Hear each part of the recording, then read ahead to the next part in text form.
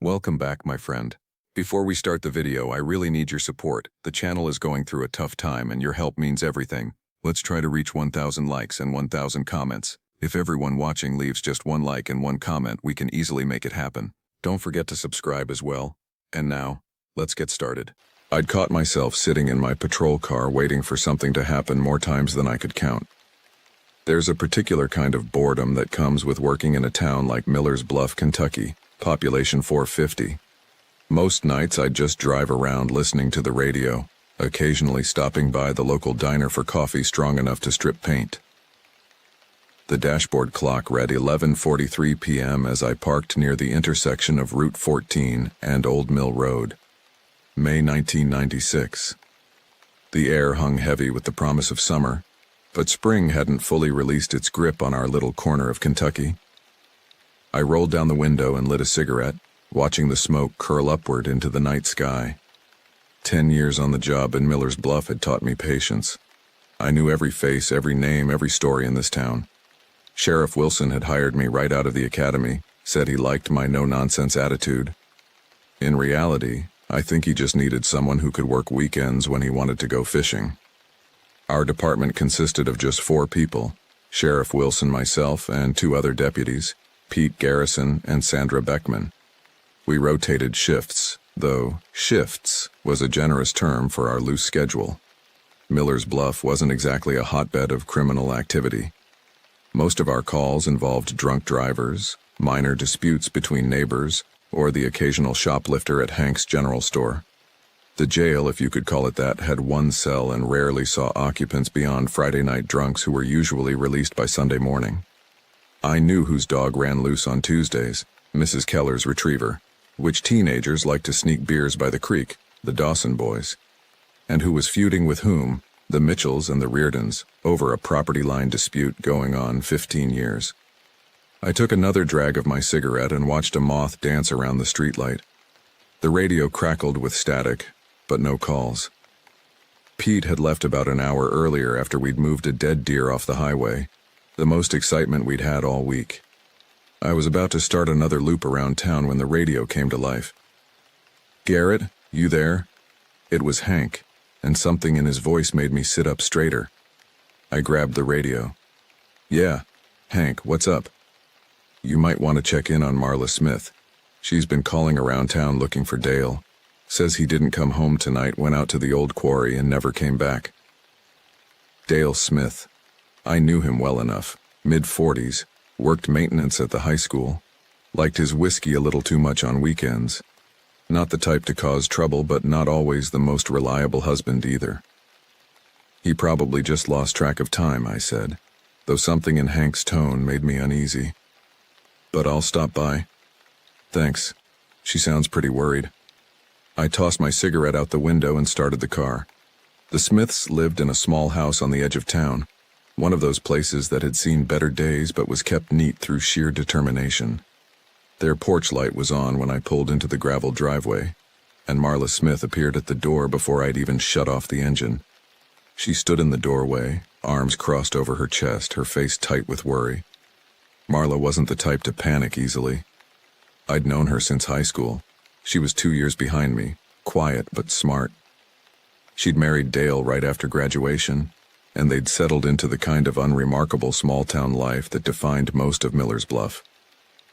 "Evening, Marla," I said, climbing the porch steps. "Hank said you were looking for Dale?" She nodded, her fingers digging into her arms. "He went out this morning. Said he was heading to the old quarry, wanted to check something out. He was supposed to be back for dinner." "Did he say what he was checking out?" "No." She shook her head. "But he took his hunting rifle," which was strange. It's not hunting season. That detail caught my attention. Dale wasn't the type to carry a weapon without reason. "I called his buddy Roy," she continued. "He hasn't seen him. I called everyone I could think of." I took out my notepad more for show than anything else. "What time did he leave?" "Around 9 this morning. Said he'd be back by 5. "And his truck? The blue Ford?" "That's the one he took." I nodded, tucking the notepad away. I'll drive out to the quarry, see if he's still there. Maybe got a flat tire or something. Relief flashed across her face. Thanks, Garrett. Lock your doors, I said, not sure why those words came out. I'll radio once I find him. As I drove toward the quarry, the unease that had been simmering since Hank's call began to grow. Miller's quarry had been abandoned for almost 20 years. The limestone operation had shut down in the late 70s after an accident killed 3 workers. Since then, it had become just another forgotten place, overgrown and crumbling, the kind of spot teenagers visited on dares or couples used for privacy. But not Dale Smith. Dale wasn't the adventurous type, and he certainly wasn't a teenager looking for thrills. What would bring him out here with a rifle? The road to the quarry was barely maintained, more dirt than gravel now, with weeds growing up the middle. My headlights caught the reflective strips of the no trespassing signs posted along the fence line, most of them tilted or fallen over. The perimeter fence itself had long since been cut through in multiple places. After about a mile down this road I saw it. Dale's blue Ford pickup, parked near the main entrance to the quarry. Empty. I pulled up behind it, the beams of my headlights illuminating the abandoned truck. A sense of dread settled over me, heavy and cold despite the mild spring night. I radioed dispatch, which at this hour was just Sandra sitting alone at the station. Sandra, I'm at Miller's quarry. Found Dale Smith's truck, but no sign of him. I'm going to look around. Copy that, she replied, her voice tinny through the speaker. Want me to call Pete in? I hesitated. No, not yet. Probably just wandered off. I'll radio if I need backup. I grabbed my flashlight and stepped out of the car. The night had grown still, unnaturally so. No chirping crickets, no rustling leaves, just silence broken only by the creak of old quarry equipment in the distant darkness. The beam of my flashlight caught the ground near Dale's truck. Footprints in the soft earth led toward the main pit. I followed them, calling out, Dale? Dale Smith? It's Deputy Garrett. My voice echoed back at me, hollow and distorted. No response. The quarry spread out before me, a massive pit dug into the earth, surrounded by rusted machinery and piles of broken limestone. The moonlight cast everything in a pale glow, creating deep shadows where anything could hide. I moved forward cautiously, sweeping my flashlight back and forth. Dale's footprints continued toward the edge of the pit. I followed them, calling his name again, louder this time. The wind picked up, whistling through the abandoned structures and making me jump at every sound. I'd reached the edge of the quarry pit when I heard it, a sound that didn't belong, something being dragged across gravel, heavy and deliberate. It wasn't the wind, and it certainly wasn't an animal I recognized. Dale? I called again, my hand instinctively moving to my service weapon. The sound stopped, then started again, closer now. I swung my flashlight toward it, the beam cutting through the darkness at the bottom of the pit. Something moved down there. Something big. For the briefest moment my light caught it, a shape low to the ground, pale and wrong in ways I couldn't immediately process. It was dragging something behind it, something that left a dark smear on the ground. I crouched down, trying to get a better look when the thing suddenly stopped and seemed to sense me. It turned, or what I assumed was turning, and for a split second, I saw what it was dragging. Dale Smith, or what remained of him. His body was twisted and broken, his face barely recognizable through the blood and dirt. His flannel shirt was torn to shreds, and his shotgun lay useless beside him. My stomach lurched, and I stumbled backward, nearly falling. I fumbled for my radio with shaking hands. Sandra, I whispered urgently. We've got a situation. I found Dale. He's dead. Something. I couldn't even find the words to describe what I'd seen. Something killed him. What do you mean, something? Sandra's voice had an edge of panic now. Before I could answer, I felt it. That crawling sensation of being watched, of being hunted, that primitive part of my brain screaming danger before my conscious mind could process why.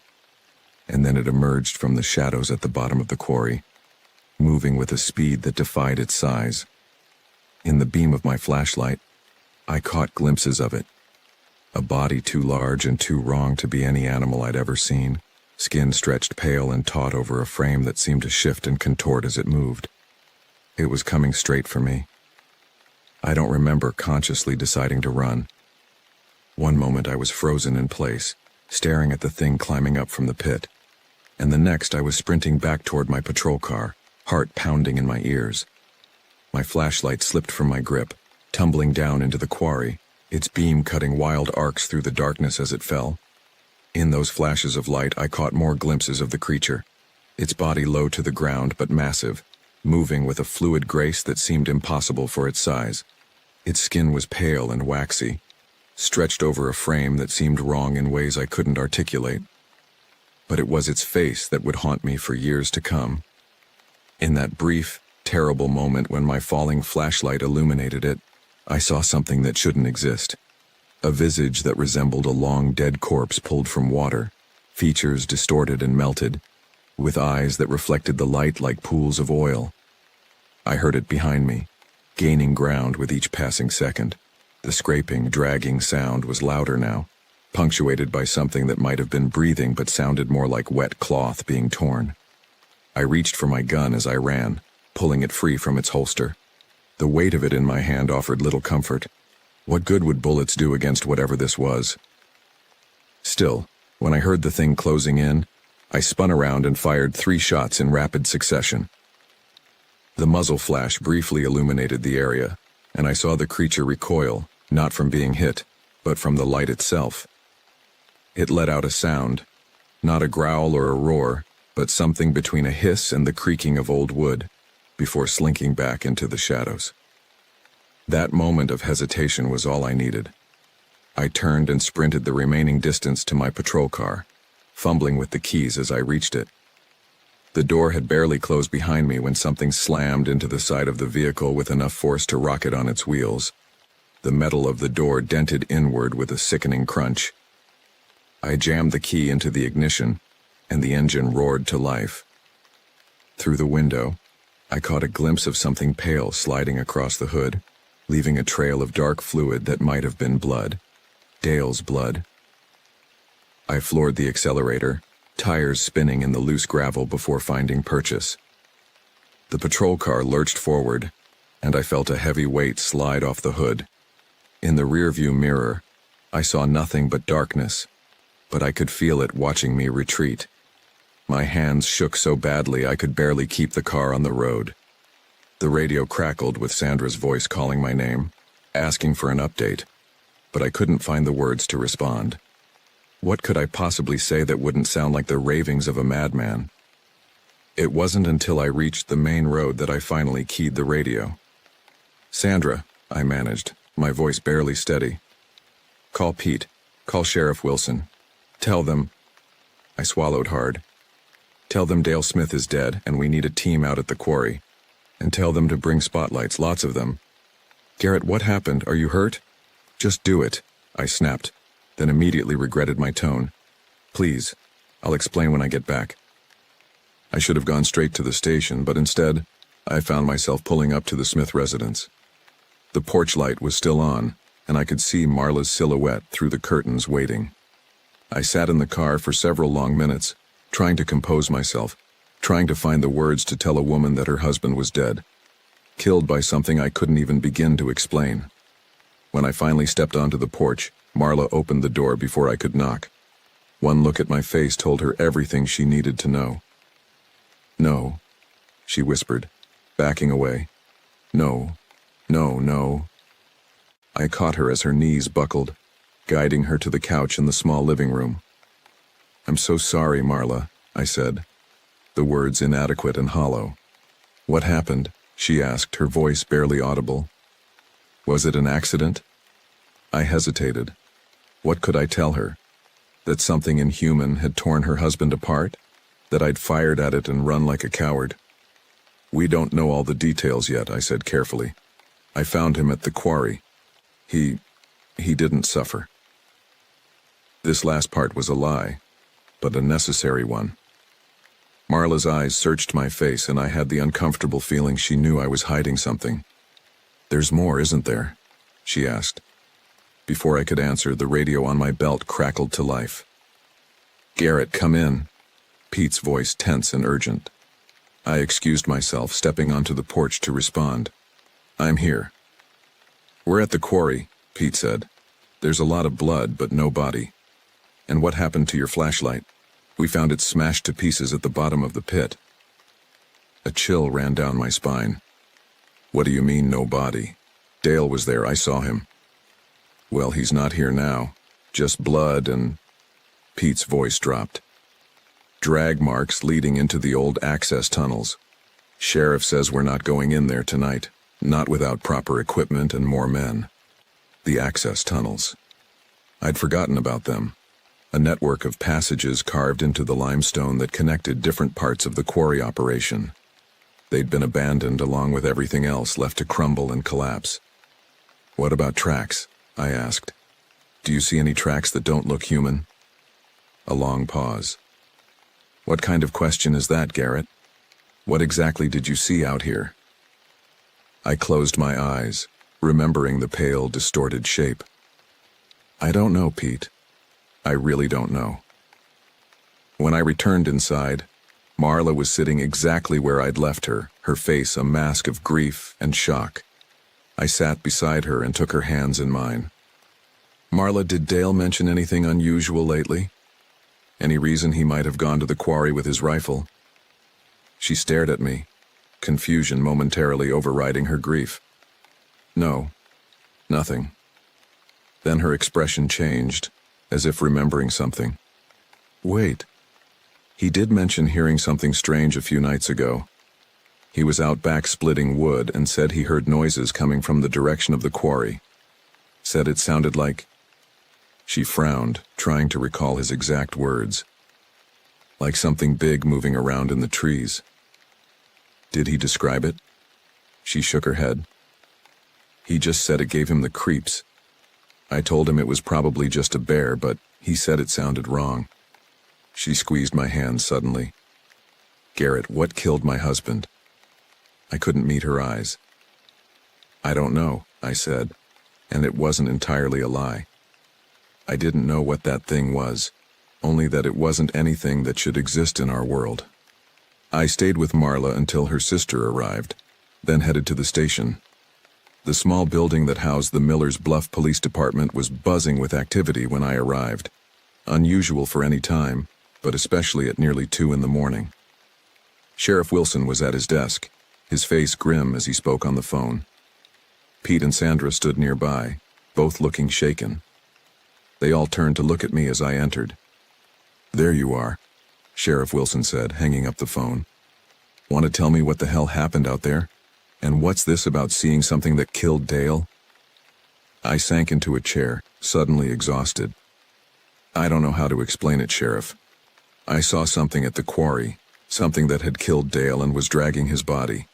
It wasn't human, and it wasn't any animal I've ever seen." "What was it then?" Pete asked, his skepticism evident. I shook my head. "I don't know. It was big, pale, moved wrong. Almost like—" I struggled to find the comparison. "Like something that should be dead but isn't." The room fell silent. Sheriff Wilson leaned back in his chair, studying me carefully. "You're saying some kind of monster killed Dale Smith?" When he put it that way, it sounded ridiculous. The kind of story that belonged around a campfire, not in a police report. But I knew what I'd seen. "I'm saying something killed him and we need to find out what it is before it kills someone else." Sheriff Wilson rubbed his face. "All right. In the morning, we'll get a proper search team together, go back to the quarry, and find Dale's body. Then we'll figure out what happened." He fixed me with a stern look. "And Garrett? Not a word of this monster talk to anyone else. Last thing we need is panic spreading through town." I nodded, though I knew it wouldn't be that simple. Whatever I'd encountered at the quarry, it wasn't going away. And I had the sinking feeling this was just the beginning. Morning came too quickly, the pale light of dawn filtering through my bedroom blinds as I lay wide awake, every creak and settling noise in my small house making me tense. I hadn't slept, Couldn't sleep, with the image of that thing burned into my mind. I showered, the hot water doing little to wash away the feeling of being watched that had followed me home from the quarry. As I dressed, I caught sight of my reflection in the mirror, pale, with dark circles under my eyes, looking like a man who'd seen a ghost. Or worse. The phone rang just as I was about to leave, making me jump. It was Sheriff Wilson. "Garrett, we're heading out to the quarry in 30 minutes. Meet us at the station." "I'll be there," I promised, though part of me wanted nothing more than to get in my car and drive as far from Miller's Bluff as possible. The station was already a flurry of activity when I arrived. Sheriff Wilson had called in not just our small department, but also several volunteers from the fire department and a few locals who knew the area well. Nearly a dozen men in total, armed with shotguns and rifles. Pete approached me as I entered, his expression guarded. "Hey," he said, keeping his voice low. "You doing okay? You look like hell." "I'm fine," I lied. "Any news from the quarry?" He shook his head. "Nothing yet. Sheriff sent Roy Burke out at first light to keep an eye on the place. No sign of... well, whatever you saw." There was doubt in his voice, unspoken but clear as day. He didn't believe me, not really. None of them did. Sheriff Wilson gathered everyone around, spreading a map of the quarry across his desk. "All right, listen up. We're looking for the body of Dale Smith, presumably somewhere in or around the old access tunnels here." He pointed to a section of the map. "We go in groups of at least 3. Nobody wanders off alone. Nobody plays hero. Clear?" A chorus of "clear" echoed through the room. He looked up, his gaze finding mine. "Garrett, you're with me and Pete. You're going to show us exactly where you found Dale last night." The drive to the quarry was tense, no one speaking much beyond necessary communications over the radio. I sat in the passenger seat of Sheriff Wilson's cruiser, watching the familiar landscape roll by, everything looking so normal in the daylight that I almost could have convinced myself last night had been a nightmare. Almost. The quarry, too, looked different by day, less ominous, just an abandoned industrial site slowly being reclaimed by nature. Dale's truck was still there, now surrounded by police tape. My patrol car from the night before had been driven back to the station by Sandra, but I could still see the dent in the door where that thing had slammed into it. The search team spread out according to Sheriff Wilson's plan. Our group headed straight for the edge of the quarry pit where I'd first spotted Dale's body. "Here," I said, pointing to the spot where the ground was dark with dried blood. "This is where I saw him." Sheriff Wilson crouched down, examining the stained earth and the drag marks leading toward the access tunnels. "And you say something was dragging him?" I nodded. It was pulling him toward those tunnels. Pete was a few feet away, his gaze sweeping the area. "Sheriff," he called, "you should see this." We joined him, and I felt my blood run cold. On the ground were prints unlike any animal tracks I'd ever seen, large, with what looked like elongated fingers or claws, but the shape was all wrong, as if whatever made them walked on knuckles rather than paws or feet. Sheriff Wilson stared at the tracks for a long moment. "Mountain lion, maybe? They've been known to drag their prey." I shook my head. "That's not from any mountain lion." For the first time, I saw doubt flicker across the sheriff's face, uncertainty replacing skepticism. "Let's follow these tracks," he said at last. "See where they lead." They led, as I'd expected, to the entrance of the access tunnels, a dark opening in the quarry wall, partially collapsed and overgrown with vegetation. The tracks disappeared into the darkness beyond. "We're going to need lights," Sheriff Wilson said, unslinging a powerful flashlight from his belt. Pete and I did the same. "Sheriff," I said hesitantly, "whatever killed Dale, it didn't like light. When I fired my gun last night, the muzzle flash made it back off." He gave me a long look, then nodded. "Noted." The tunnel entrance smelled of damp stone and decay, the air noticeably cooler as we stepped inside.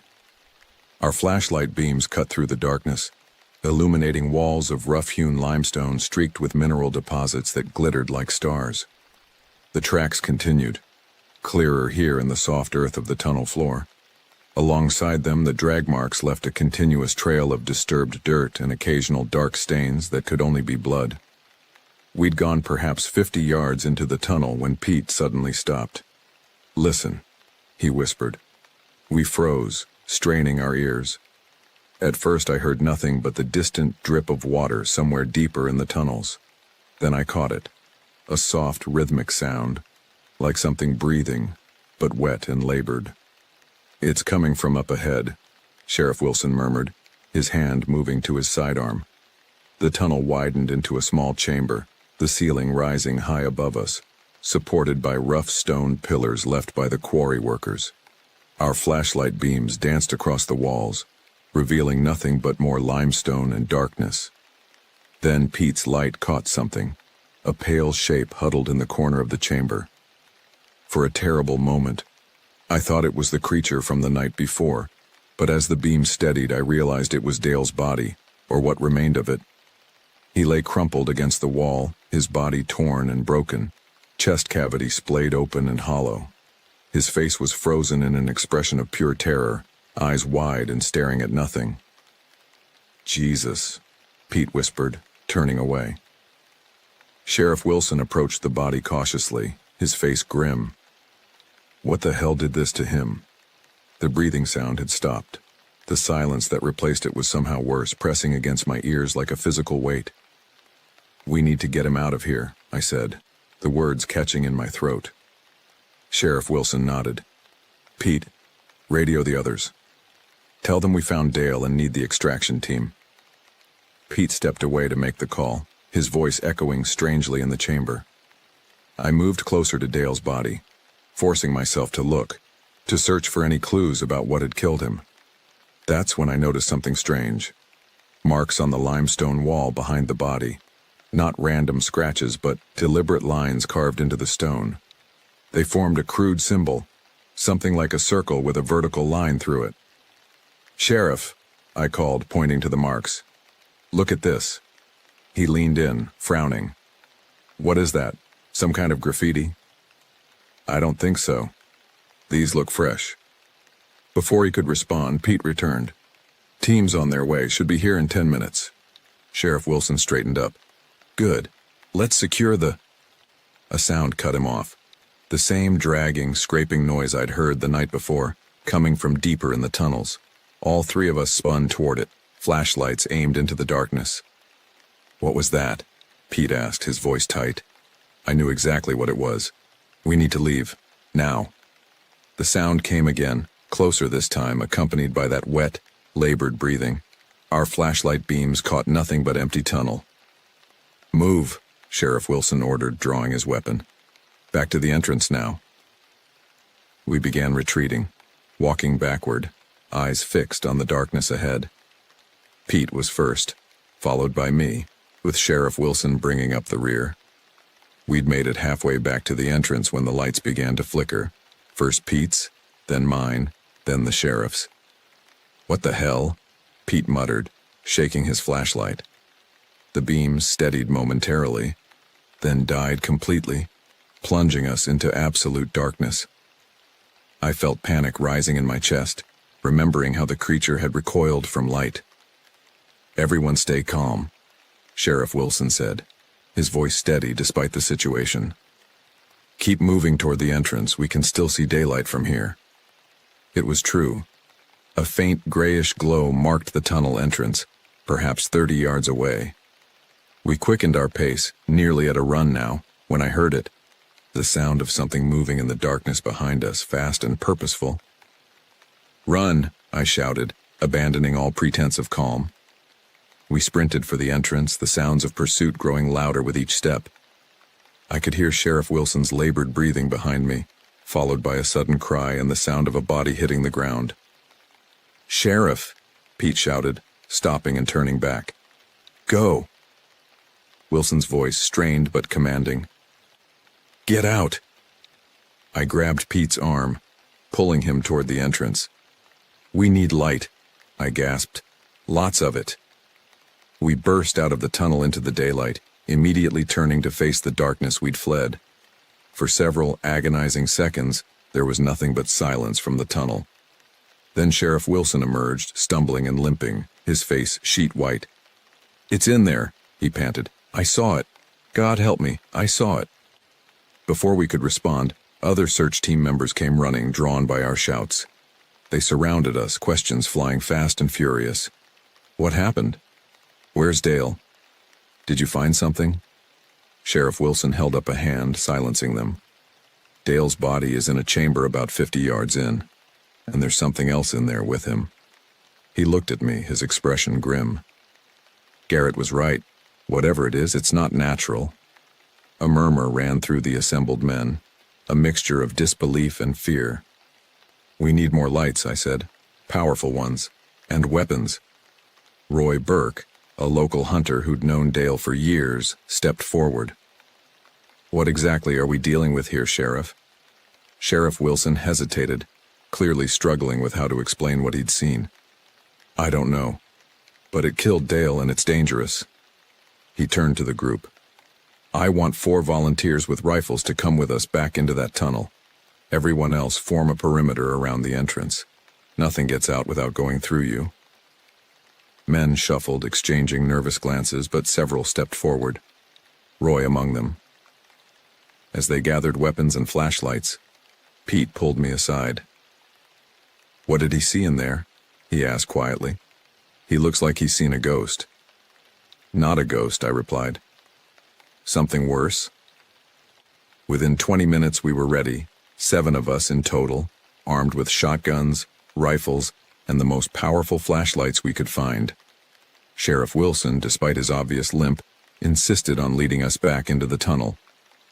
"Remember," he said as we approached the entrance, "light seems to repel it. Keep those beams steady and stay together." We entered the darkness once more, the combined power of our flashlights pushing back the shadows more effectively than before. The tunnel felt different now, colder and filled with a subtle vibration, as if the very rock was humming with energy. We reached the spot where Sheriff Wilson had fallen. There was blood on the ground, his blood, but something else as well, more of those strange tracks, and what looked like a viscous, colorless fluid that glistened in our flashlight beams. "What is that?" Roy asked, crouching down for a closer look. "Don't touch it," I warned. "We don't know what it is."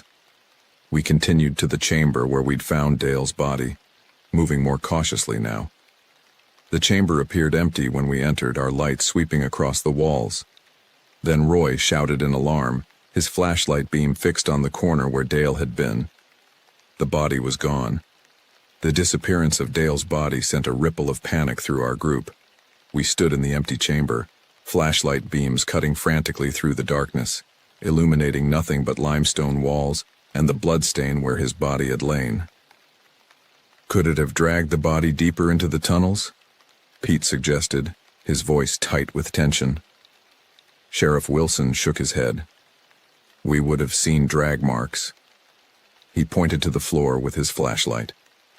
"Look, the blood trail stops here." He was right. The only signs of disturbance were our own footprints from earlier, and those strange, inhuman tracks that belonged to whatever had killed Dale. "And what about these?" I said, directing my light to the symbol carved into the wall, the circle with a vertical line through it. "Anyone recognize this?" Roy stepped closer, squinting at the marks. "Looks like the old mining symbols. They used to mark dangerous areas or places where the rock was unstable." "This doesn't look like any mining symbol I've ever seen," Sheriff Wilson replied. As we debated, I noticed something, a thin stream of that viscous, colorless fluid running down the wall from the carved symbol, pooling on the ground below. I moved closer, careful not to touch it. "Sheriff," I called.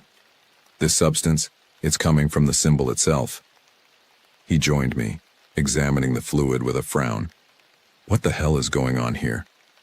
A sound from deeper in the tunnel silenced our discussion, the same dragging noise, but now accompanied by something new, a low, almost subsonic vibration that I felt more than heard. resonating in my chest like the lowest note on a pipe organ. "It's coming back," Pete whispered, raising his shotgun. "Hold steady," Sheriff Wilson ordered. "Keep your lights on the tunnel entrance." We formed a semicircle, weapons ready, every flashlight trained on the dark passage leading deeper into the earth. The dragging sound grew louder, the vibration more intense, until I could feel my teeth buzzing in my skull. Then it appeared, emerging from the darkness with a fluid, unnatural motion. In the harsh glare of our combined flashlights, I finally got a clear look at what had killed Dale Smith. It was roughly the size of a bear, but shaped all wrong. A pale, elongated body that seemed to flow rather than walk, supporting itself on limbs that bent at impossible angles. Its skin was waxy and translucent, streaked with dark veins that pulsed with each movement. Where a head should have been, there was only a featureless bulge with a horizontal slash that might have been a mouth. The thing recoiled from our lights, that slash opening to reveal rows of teeth like shards of broken glass. It let out a sound, that same wet, labored breathing I'd heard before, but louder now, almost like words in a language I couldn't understand. "Fire!" Sheriff Wilson shouted, and we opened up with everything we had. The gunfire was deafening in the confined space, muzzle flashes strobing the chamber in bursts of harsh light. The creature writhed and thrashed under the assault, that colorless fluid spraying from multiple wounds. For a moment, I thought we had it. The thing retreated, seeming to fold in on itself as it slithered back into the darkness of the tunnel. The gunfire ceased, leaving only the ringing in our ears and the acrid smell of cordite. "Did we get it?" Roy asked, reloading his shotgun with shaking hands. Before anyone could answer, the vibration returned, stronger now, shaking loose dirt and small stones from the ceiling. The ground beneath our feet trembled. "Everyone out!" Sheriff Wilson yelled. "Now!" We didn't need to be told twice. We ran for the entrance, flashlight beams bouncing wildly off the tunnel walls. Behind us, I could hear the sound of rock cracking, followed by a rush of air as something gave way. We were nearly at the entrance when the first section of tunnel collapsed, sending a cloud of dust billowing toward us. Daylight was visible ahead, tantalizing in its promise of safety. "Go, go, go!" Sheriff Wilson urged, pushing us forward. We burst out into the sunlight just as another section of tunnel came down, the entrance disappearing in a cascade of limestone and dirt. The men who had been maintaining the perimeter rushed forward, faces pale with shock. "What happened?" asked one of the fire department volunteers. "We heard shooting, then the whole ground started shaking." Sheriff Wilson sank to his knees, coughing from the dust that coated his uniform. "It was down there," he managed between coughs. "Just like Garrett said. Something not natural."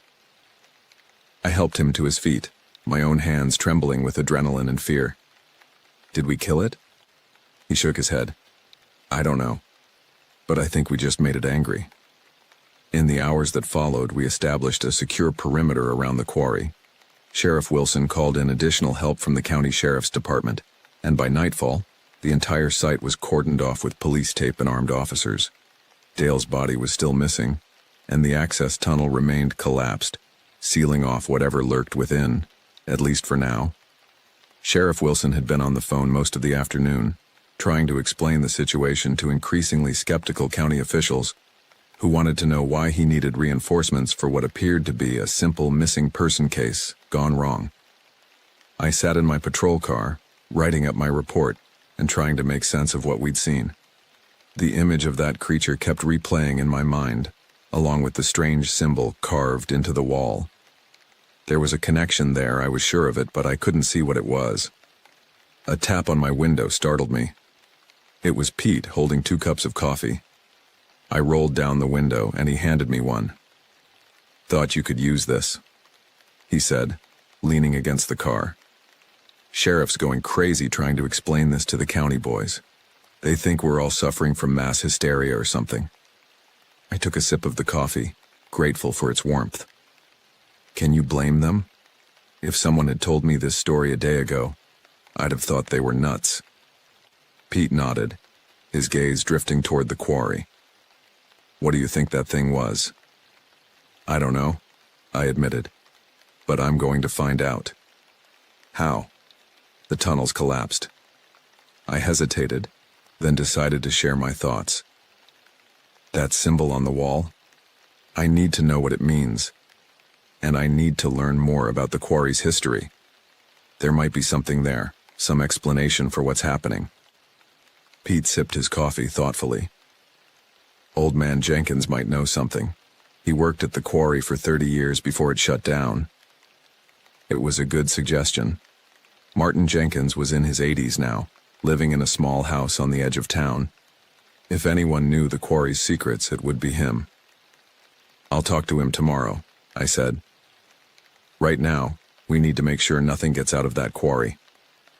Pete's expression darkened. You think it could find another way out? The question had been haunting me since the tunnel collapsed.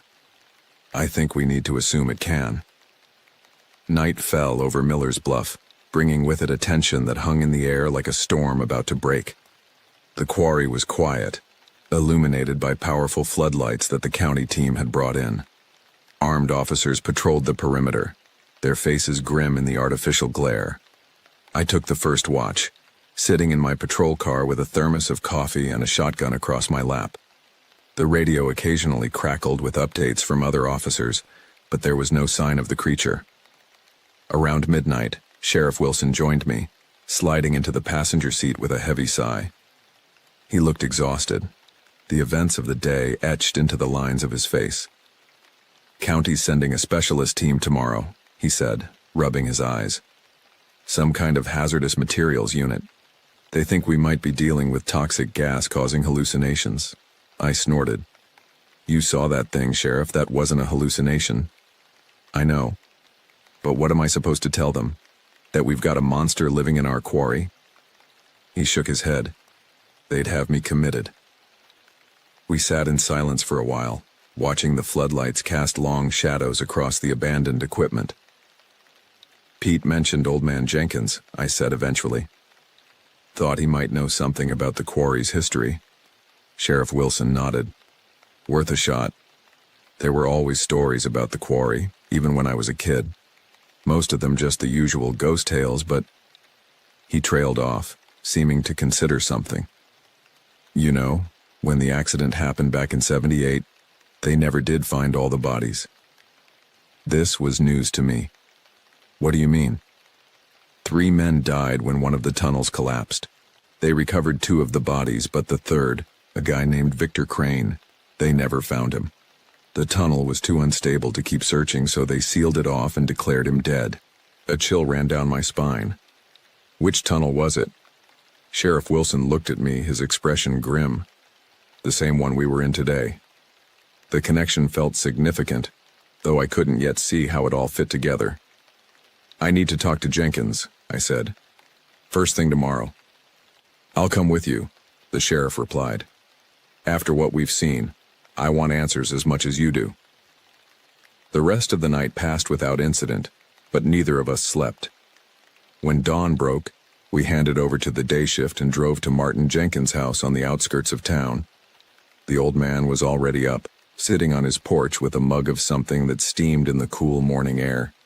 He didn't seem surprised to see us. Figured you'd be coming, he said as we approached. News travels fast in Miller's Bluff. Heard you had some trouble out at the quarry. Sheriff Wilson and I exchanged a glance. That's putting it mildly, Mr. Jenkins, I said. We were hoping you might be able to help us understand what's happening out there. The old man gestured to the empty chairs on his porch. Sit down. This isn't a short story.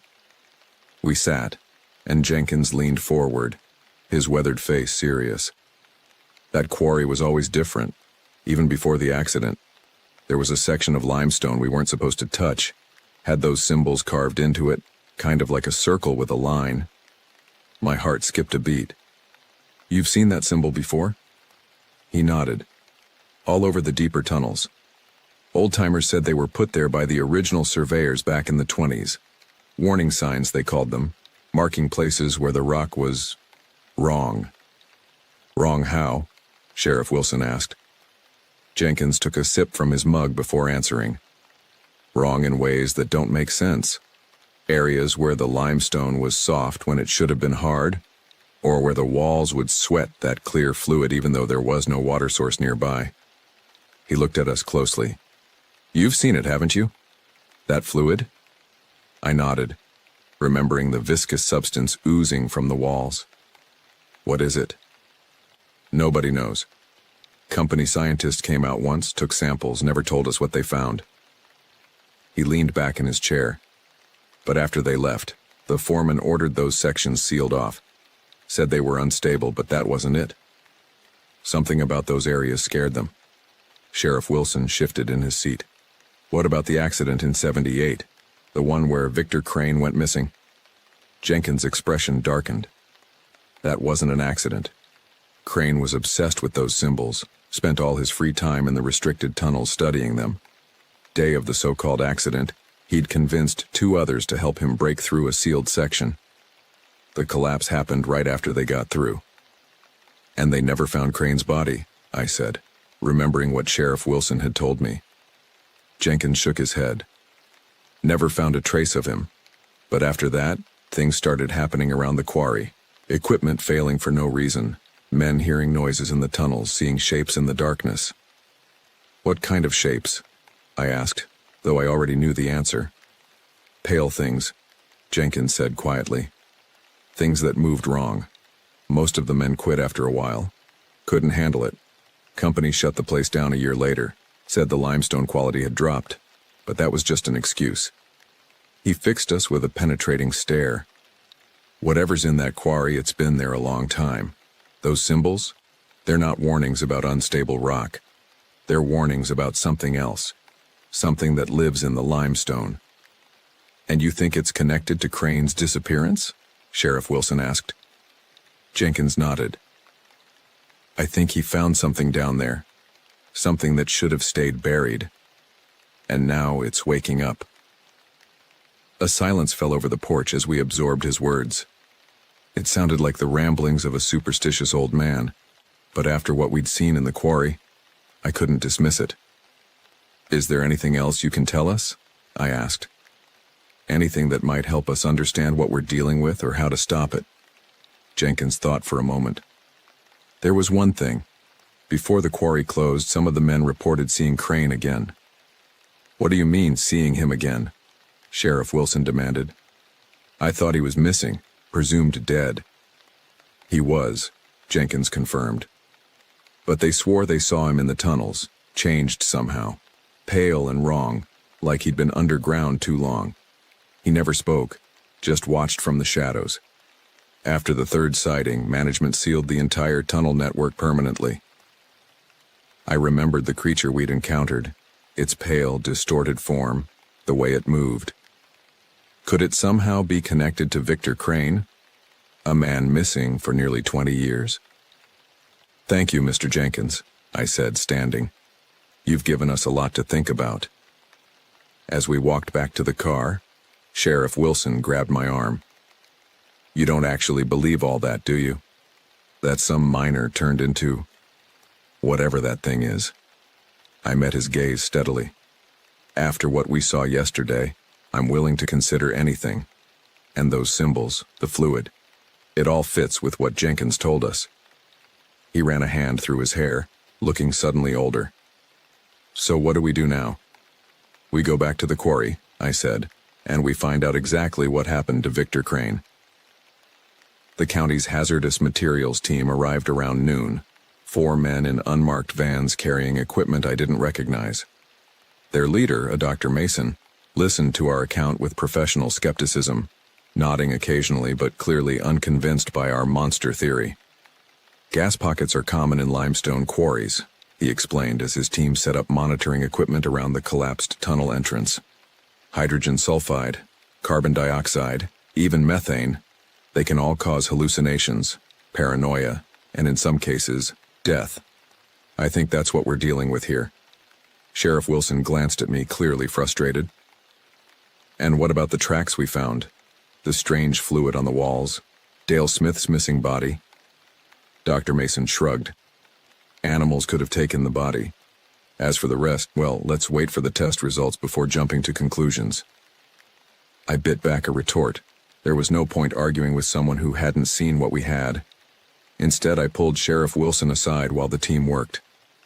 We need to check the quarry records, I said quietly. Find out everything we can about Victor Crane and those restricted tunnels Jenkins mentioned. He nodded. County Records Office should have the original quarry surveys and accident reports. I'll make some calls. While Sheriff Wilson handled that, I returned to the station to dig through our own archives. Miller's Bluff PD kept records going back decades, though most of them were gathering dust in the basement. Sandra found me there an hour later, surrounded by boxes of yellowed papers. "You okay?" she asked, setting down a cup of coffee beside me. "You look terrible." "Thanks," I muttered, not looking up from the file I was reading, a missing person report for Victor Crane, filed by his wife on April 15, 1978. "Did Pete fill you in on what happened at the quarry?" She sat on the edge of the table. "He tried. Said you found some kind of creature that killed Dale Smith? It all sounds crazy," I supplied, finally meeting her gaze. "Yeah, I know. But we all saw it, Sandra. The sheriff, Pete, Roy, all of us. Whatever's in that quarry, it's real, and it's dangerous." She didn't argue, which I appreciated. Instead, she pointed to the file in my hands. "What are you looking for?" I explained what we'd learned from Jenkins about Crane and the sealed tunnels. "I'm trying to find any connection between Crane and what's happening now." "And have you?" I gestured to the files spread across the table. "There's not much here. Just the initial missing person report and a follow-up investigation that went nowhere. But look at this." I pulled out a photocopied map of the quarry with certain areas heavily marked. "These must be the restricted sections Jenkins mentioned." Sandra leaned closer, studying the map. "And that's where Dale was killed? In one of these areas?" I nodded. "Exactly where Crane disappeared 20 years ago." Before we could discuss it further, the phone rang upstairs.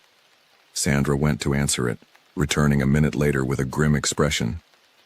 That was Pete. "There's been another disappearance." My stomach dropped. "Who?" "Roy Burke. He was on patrol at the quarry perimeter last night. Radio check at 3 a.m., but didn't respond at 4. They found his truck empty, with the door still open and his flashlight on the ground." I was on my feet immediately, gathering the most important files.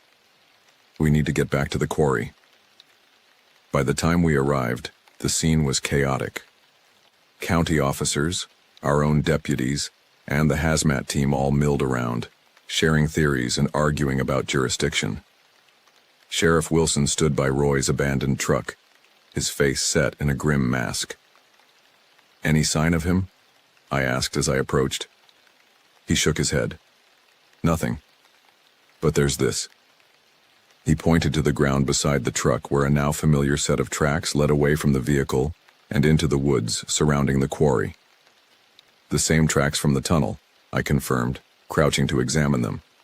"It came out." "That's impossible," Dr. Mason interjected, joining us with a handheld device that beeped intermittently. "The tunnel is completely collapsed. Nothing could get through." "Unless there's another way out," Sheriff Wilson suggested. Jenkins mentioned other tunnels, a whole network of them. Mason looked skeptical but didn't argue further, his attention drawn to his monitoring device, which had started beeping more rapidly. "That's strange. I'm picking up elevated methane levels here, but none of our other sensors around the perimeter detected anything." I exchanged a glance with Sheriff Wilson. "What does that mean?" "It means something's causing a localized gas leak right here, right now." Mason frowned at his device. "But that shouldn't be possible unless—" "Unless what?" I pressed. "Unless there's an opening nearby, a direct connection to whatever's releasing the gas." We all looked around, seeing nothing but forest and the rocky ground of the quarry's edge. Then I noticed something, a subtle movement in the earth about 20 feet away, as if the ground itself was breathing. "There," I pointed. "Do you see that?" We approached cautiously, Mason's device beeping faster with each step. What I'd thought was solid ground turned out to be a thin crust of dirt and vegetation covering a small opening, barely 2 feet across, but deep enough that our flashlights couldn't penetrate to the bottom. Another entrance to the tunnel system. Sheriff Wilson breathed. Roy must have found it, or it found him. Mason crouched beside the opening, his device now emitting a continuous tone. The gas concentration is highest here. I'm reading methane, hydrogen sulfide, and... He frowned, tapping the device. That can't be right. What is it? I asked.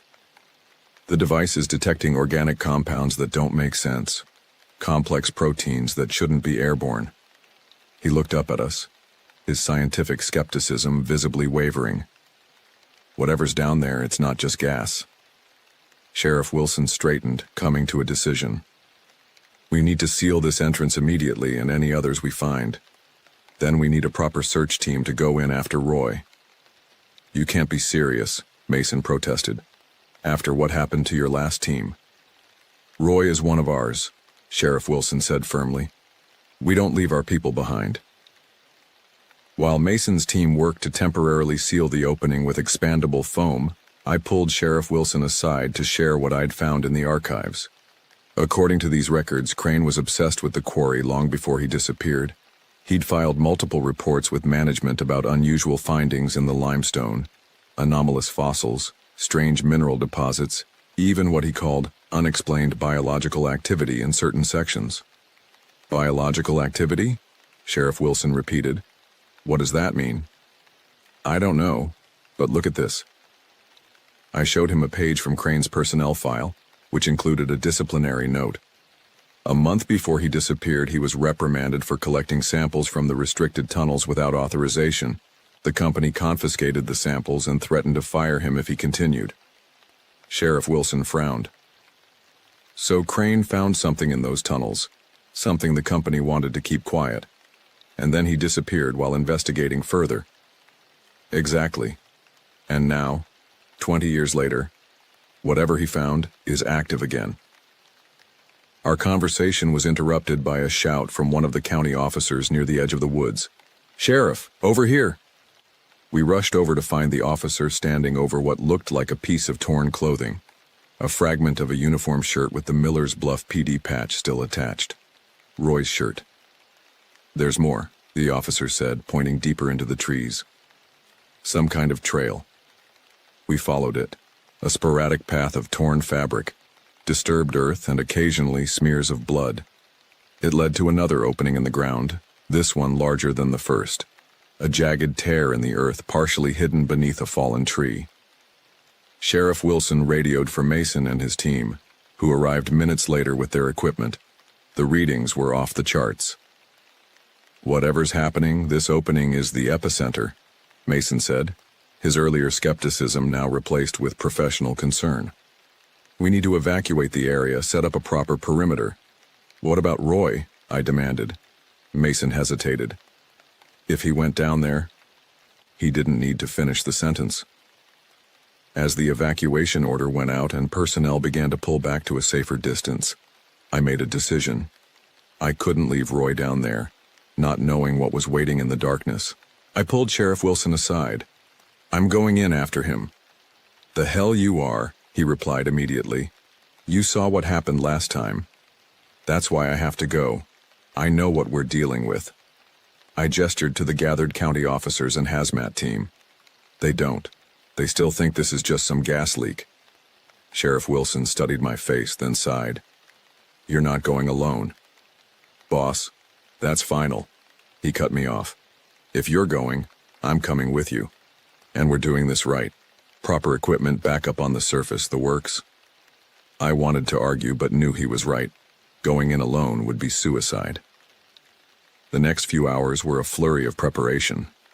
Mason, now convinced that something unusual was happening, provided us with gas masks, monitoring equipment, and powerful flashlights. Sheriff Wilson selected 2 county officers with cave rescue experience to join us, while Pete and Sandra would coordinate from the surface. By late afternoon, we were ready.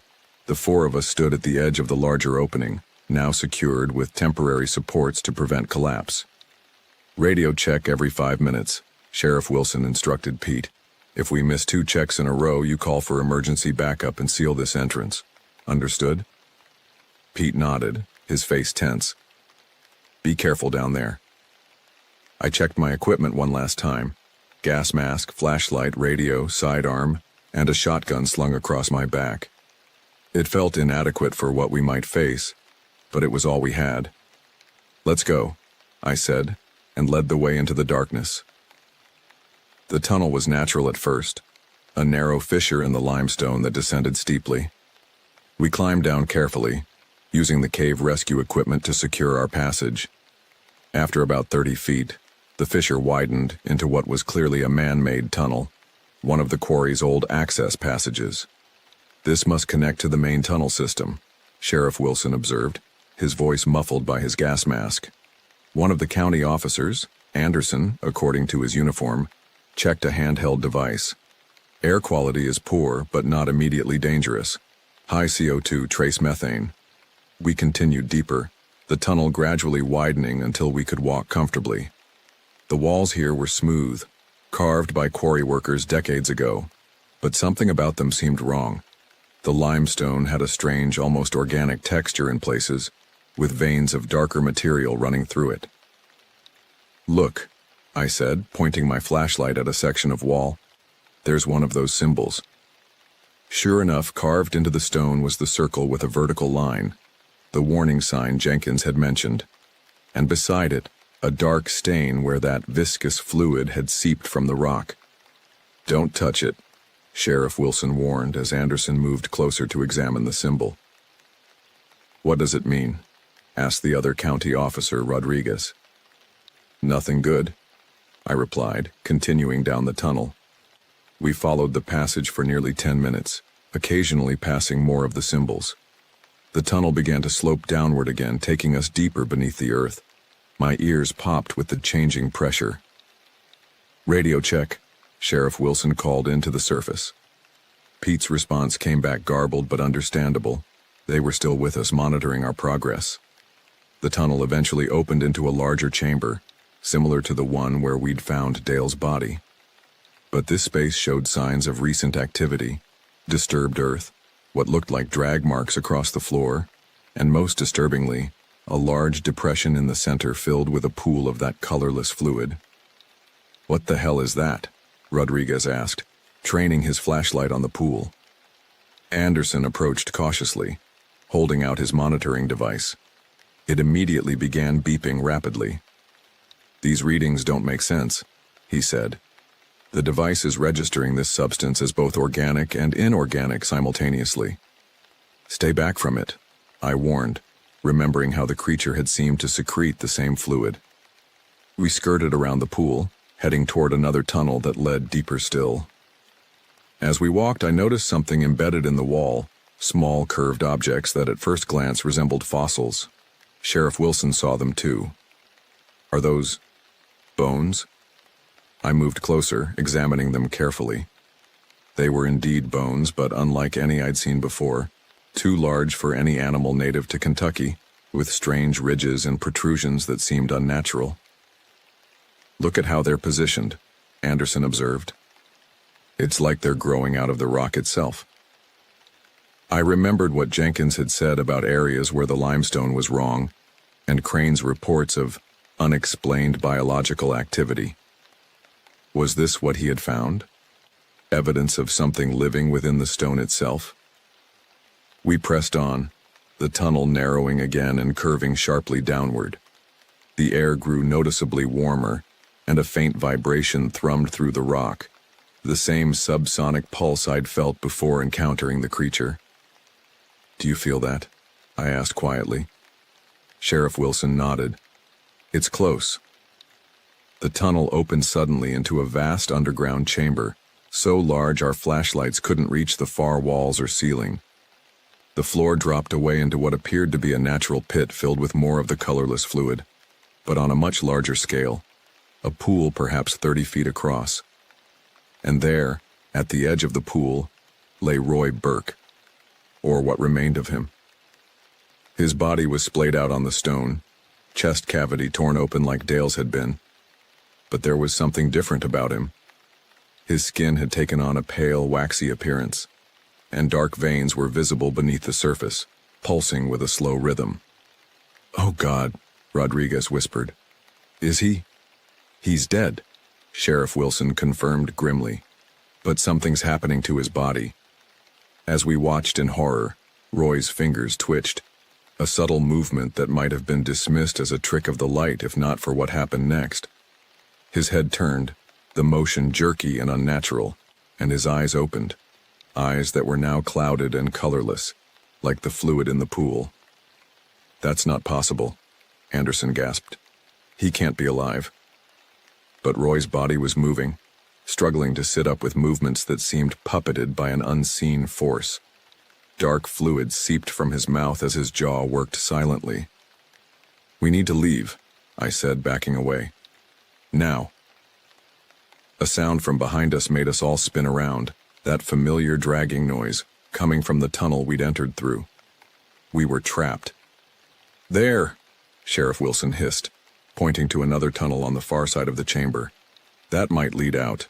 We started moving toward it, giving the pool and Roy's twitching body a wide berth.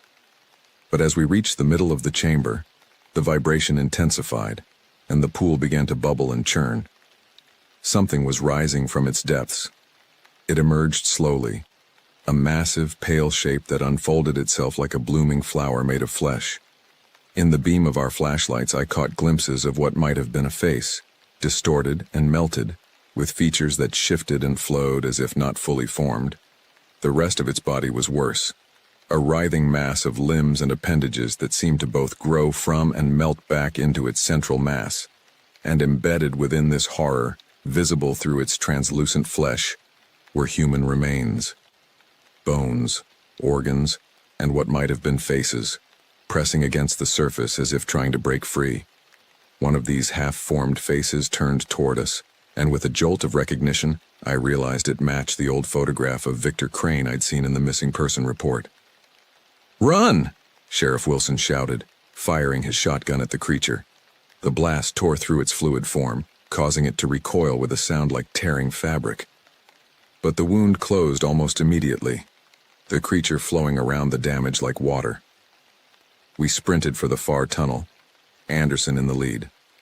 But before we could reach it, Roy's body, now fully upright, blocked our path.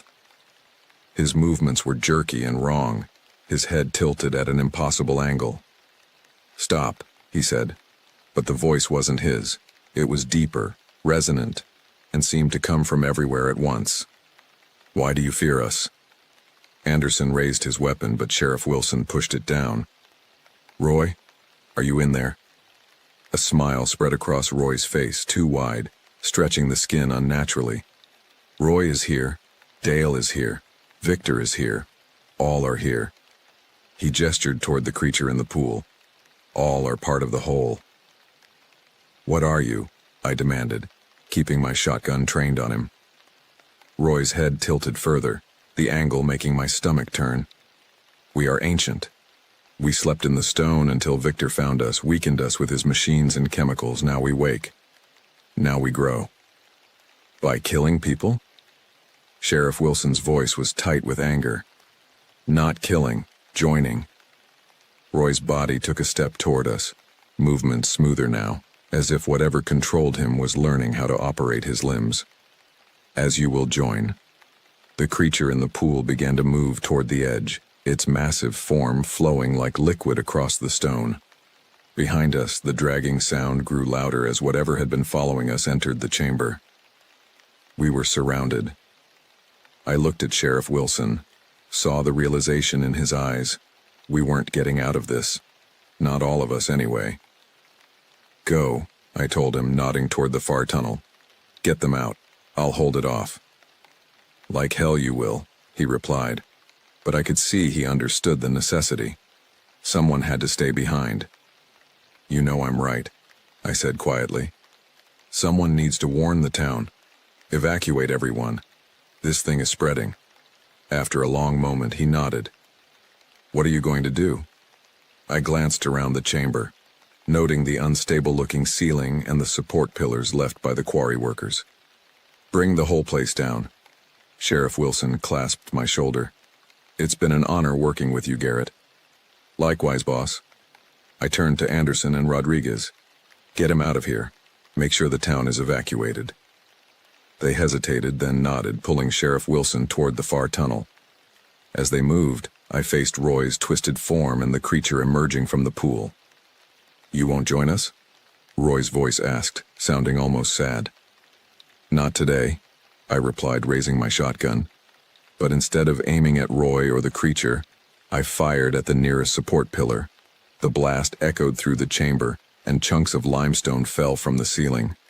Not enough to collapse it, but a start. I fired again, and again, moving from pillar to pillar as dust and rock rained down. The creature seemed to understand what I was doing. It surged forward with surprising speed, tentacle-like appendages reaching for me. I dodged, continuing my assault on the chamber's supports. Roy's body lunged at me, fingers curved into claws. I swung the shotgun like a club, catching him across the face. He fell back, that colorless fluid spraying from the wound. The chamber was beginning to collapse in earnest now, larger sections of ceiling crashing to the floor. The creature from the pool retreated, sensing the danger. This was my chance. I ran for the far tunnel, the same one Sheriff Wilson and the others had taken. Behind me, I heard the groan of stone giving way, felt the rush of air as the chamber began to implode. Something grabbed my ankle, one of the creature's appendages wrapped tight around my leg. I fell hard, the shotgun skittering away across the stone. I looked back to see the creature pulling me toward it, back toward the collapsing chamber. Roy's body stood nearby, watching with that too-wide smile. With desperate strength, I pulled my service pistol from its holster and fired at the tentacle holding me.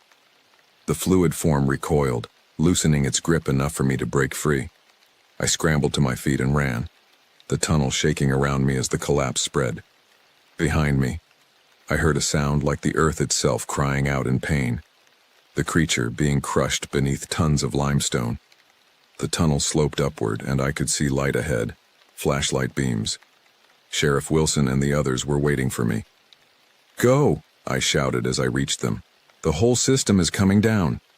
We ran together, the tunnel collapsing behind us as we went. Anderson fell, his leg caught by falling debris. Rodriguez and I pulled him free, dragging him between us as we continued our desperate flight. After what seemed like an eternity, we emerged from the opening into the fading daylight of early evening. Pete and Sandra rushed forward, helping us clear the area as the ground continued to shake. With a final, tremendous groan, the opening collapsed completely, sending up a cloud of dust that enveloped us all. When it cleared, there was nothing left but a depression in the earth where the entrance had been. "Is it over?" Sandra asked as the rumbling subsided. I looked at Sheriff Wilson, saw the same uncertainty in his eyes that I felt. "I don't know," I answered honestly. "But we need to evacuate the town just in case. Whatever that thing was, I don't think it's something that dies easily." In the days that followed, the official story became one of unstable ground causing a sinkhole that had claimed the lives of Dale Smith and Roy Burke. The county sealed off the quarry permanently, citing environmental concerns from the supposed gas pocket that had been discovered. Most of Miller's Bluff returned to normal within a few weeks, the inhabitants all too willing to accept the official explanation rather than confront the terrifying alternative. But I knew better. At night I could still feel that subtle vibration in the earth beneath my feet, a reminder that something ancient and patient was still there, waiting in the darkness. The collapse might have contained it temporarily, but I couldn't shake the feeling that we had merely delayed the inevitable. Sheriff Wilson and I were the only ones who truly understood the danger. We established our own monitoring system, regularly checking the quarry for any signs of activity. So far there had been nothing. No missing persons, no strange sightings, no unexplained deaths. But sometimes, when I drive past the quarry on my night patrols, I catch glimpses of movement just beyond my headlights, pale shapes that vanish when I look directly at them. And occasionally I hear that sound again, the wet, dragging noise that haunts my nightmares. Miller's Bluff may have forgotten what happened at the quarry, but I never will. I keep my shotgun loaded and a flashlight by my bed, knowing that someday, perhaps years from now, I'll hear that sound again, closer this time. And when that day comes, I'll be ready. Because whatever sleeps beneath Miller's Bluff is only sleeping. Not dead. Never dead. Just waiting. It was a Tuesday, I think. I never kept track of days as much as I kept track of hours, and that Tuesday dragged on like the worst kind of shift. Small towns like Munden, Kansas, population about 200 and shrinking, don't offer a lot of excitement. You either end up becoming friends with the guy who owns the bar, or the guy who gets in a fight every night at the bar. I wasn't friends with either of them. The year was 1997, and at that time I was just a cop in a nowhere town. I didn't mind it. Quiet was good. Quiet meant people weren't being idiots, and I got to go home without a headache. No real crime, just the occasional drunk, and if we were lucky, a runaway cow from the Wilson farm. Hell, you could take a nap in your cruiser and nobody would notice. That particular Tuesday in late October had been especially dull. I'd spent most of the morning parked outside Donovan's general store, drinking coffee that tasted like motor oil and flipping through a worn paperback I'd read 3 times already. The afternoon was spent writing up a report on some mailboxes the writer kids had knocked over with baseball bats. Big-time crime in Munden. The station itself was barely more than a converted house with a holding cell in the back that we mostly used for storage. Sheriff Bennett was out for the week, fishing trip up in Minnesota, which left me and Deputy Walsh to handle things. Walsh was off that day, so I was alone when the call came in. It was nearly sunset when Linda, our part-time dispatcher, radioed me about a disturbance. Her voice crackled through the static. Got a call from Old Man Simons. Says he heard strange noises out near the abandoned Morrison place. I sighed and tossed my paperback onto the passenger seat. What kind of noises? Didn't say exactly. Just strange and not animal-like. Probably nothing, but we've got nothing better to do. I'll check it out. Everyone knew the Morrison house had been empty for over a decade. The last folks who lived there packed up and left without a word. Some said it was financial troubles. Others whispered about domestic disputes. I never paid much attention to the rumors. The place had a reputation among the local kids as being haunted, but the only spirits I cared about were the ones in a bottle. I drove slowly down Main Street, past the diner where the same 5 men sat every evening, past the boarded-up movie theater that had closed in '92, past the row of weathered houses with their American flags and porch swings. Everything so familiar it had become invisible to me after 7 years on the job. The sun was setting as I turned onto the county road that would take me out to the Morrison place. It sat about 3 miles outside of town, tucked back in the woods. The old house had been grand once, built by a lumber baron in the 1920s who thought Munden might become something. He was wrong. The wind picked up as I drove, sending dead leaves skittering across the road. The radio faded to static and I switched it off. In the growing darkness, the cornfields on either side of the road looked like an ocean of shadows, rippling and swaying in the wind. My headlights cut through the gloom, but beyond their reach was only darkness. I'd been out to the Morrison place a few times before, usually to chase off teenagers who thought it would be fun to drink beer in a supposedly haunted house. I'd never felt anything strange about the place. It was just a house, abandoned and forgotten, slowly being reclaimed by nature. But as I turned onto the dirt road that led to the property, I felt a knot forming in my stomach. I chalked it up to the bad coffee and the approaching night. Nothing more. The dirt road narrowed as I drove, branches from the surrounding trees scraping against the sides of my cruiser. The headlights bounced off the trees, creating strange, shifting shadows that seemed to move independently of the branches. I slowed down, easing the car over the rutted path. When I rounded the final bend, the Morrison house came into view. In the fading light, it looked worse than I remembered. The paint had long since peeled away, leaving the wood gray and rotten. Half the windows were broken, and the front porch sagged dangerously to one side. Vines had claimed one entire wall, their tendrils pushing between the boards like fingers. I parked my cruiser in the clearing and sat for a moment, listening. The engine ticked as it cooled. Wind rustled through the trees. Nothing else. I grabbed my flashlight and stepped out of the car, immediately feeling like I was being watched. Not haunted watched, More like someone was studying me, calculating. I scanned the tree line but saw nothing. The feeling persisted. "Sheriff's Department," I called out, more out of habit than expectation of a response. "Anyone here?" My voice sounded small against the vastness of the surrounding woods. As the echo faded, the silence seemed to deepen, as if the forest itself was holding its breath. I approached the house slowly, my hand resting on my holster. The wooden steps of the porch creaked ominously under my weight. The front door hung at an angle, its bottom hinge broken. I pushed it open with the toe of my boot and stepped inside. The smell hit me first, a damp, musty odor mixed with something else, something sour and wrong that made my nose wrinkle. I swept my flashlight across the entry hall. Debris littered the floor. Fallen plaster, old newspapers, animal droppings. Water damage had warped the floorboards, and black mold crept up the walls like a disease. "Hello?" I called again. "Sheriff's Department. If anyone's here, make yourself known." As my voice echoed through the empty rooms, I heard a soft scuttling sound from somewhere deeper in the house. It could have been a raccoon or a possum, both common enough in abandoned buildings, but something about it made the hair on the back of my neck stand up. I moved further into the house, my flashlight beam cutting through the darkness. Each room told the same story of neglect and decay. The kitchen had been stripped of anything valuable, cabinet doors hanging open like gaping mouths. The living room ceiling had partially collapsed, exposing rotting beams. As I approached the back of the house, that strange odor grew stronger. It reminded me of roadkill left too long in the summer sun, but worse, deeper, more pervasive. And beneath it was another smell, like wet fur mixed with something chemical.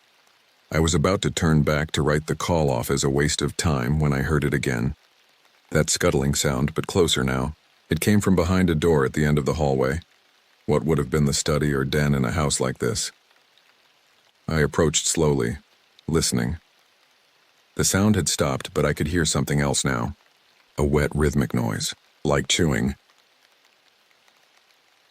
My stomach tightened as I reached for the doorknob. For a moment I hesitated. Every instinct told me to turn around, to go back to my cruiser and radio for backup. But backup meant Walsh, and Walsh would never let me live it down if I called him out here for nothing. I took a deep breath and pushed the door open. The beam of my flashlight cut through the darkness of the study, revealing bookcases stripped of their contents and a massive oak desk overturned in the center of the room. The air was thick with that putrid smell, making me cover my nose with my sleeve. My eyes watered as I swept the light across the space. That's when I saw it. In the far corner of the room, slumped against the wall, was a man. Or what remained of one. Even from the doorway I could tell he was dead. His torso had been torn open from sternum to navel, exposing ribs and internal organs. Blood pooled beneath him, black and congealed. His face was frozen in an expression of pure terror, eyes wide and glassy, mouth stretched in a silent scream. I'd seen dead bodies before, car accidents, heart attacks, even a suicide or two, but nothing like this. This wasn't a natural death. This wasn't even a murder in the conventional sense. This was savagery. I fumbled for my radio, but before I could call it in, my flashlight beam caught movement in the corner of the room. Something was hunched over the lower half of the corpse, partially obscured by the overturned desk. At first I thought it was a large dog, maybe a coyote that had wandered in and found an easy meal. But as the light hit it, the thing looked up at me, and my blood turned to ice in my veins. This was no dog, no coyote, no animal I'd ever seen. It had a body roughly the size of a large man, but twisted and wrong. Its skin, what I could see of it beneath patches of slick, matted fur, was a sickly grayish-white, like something that had lived its entire life underground. Long, thin limbs ended in hands. Yes, hands, not paws, with fingers too numerous and too long, tipped with curved, yellowed claws. But it was the face that paralyzed me with fear. It had a mouth that split its head almost in half, filled with jagged, needle-like teeth, still dripping with gore from its meal. Where its eyes should have been were just sunken pits, but somehow I knew it was looking at me, seeing me. For one endless moment, we stared at each other. Then it moved. It didn't stand so much as unfold itself, limbs straightening with a series of wet popping sounds. It rose up taller than any man, its joints bending at impossible angles. Those legs, those long, crooked legs, were what made my heart stop. They were twisted like an insect's, almost spider-like, giving it a jerky, unnatural gait. I fumbled for my gun, my fingers numb with terror. By the time I got it out of the holster, the creature had already begun to move. It didn't charge at me like I expected. Instead, it scuttled sideways along the wall with surprising speed, its movements jerky and disjointed, as if its body couldn't quite agree on which way to go. "Stop," I shouted, though what I expected a monster to do with a police command I couldn't tell you. "Stop or I'll shoot." It paused, cocking its head at an angle that would have broken a human neck. For a fraction of a second I thought it might understand me, then it opened that horrific mouth and let out a sound. Not quite a roar, not quite a scream, but something in between, wet and guttural and utterly inhuman. I fired twice. The first shot went wide, splintering the bookcase behind it. The second hit it in the shoulder, or what passed for one. A dark, viscous liquid sprayed from the wound, but the creature barely seemed to notice. It lunged not toward me, but toward a hole in the wall I hadn't noticed before, a gaping tear in the rotting wood just above the floorboards. It seemed impossible that something so large could fit through such a small space. But the creature folded its limbs against its body and squeezed through with a series of disgusting squelching sounds. In seconds it was gone, leaving only a smear of that dark fluid on the edge of the hole. I stood frozen, gun still raised, staring at the space where the monster had disappeared. My heart hammered in my chest so hard I thought it might burst. My breath came in sharp, panicked gasps that did nothing to calm me down. After what felt like an eternity, I managed to lower my weapon. My hands were trembling so badly I had to holster the gun before I accidentally shot myself. I backed toward the door, unwilling to turn my back on that hole in the wall.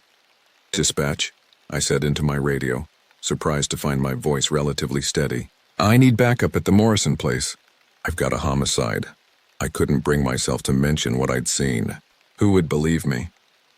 Linda's voice came through, tinny and distant. "Copy that. What's the situation?" "Male victim, badly mutilated. Possible animal attack." The words felt hollow even as I said them. No animal I knew could do what had been done to that man. "Walsh is off tonight. I can try to reach him at home." "Do it," I said. "And call the county sheriff's office, too. We need all hands on this." I kept backing up until I reached the hallway, then turned and moved quickly toward the front door. Every shadow seemed to hide another monster.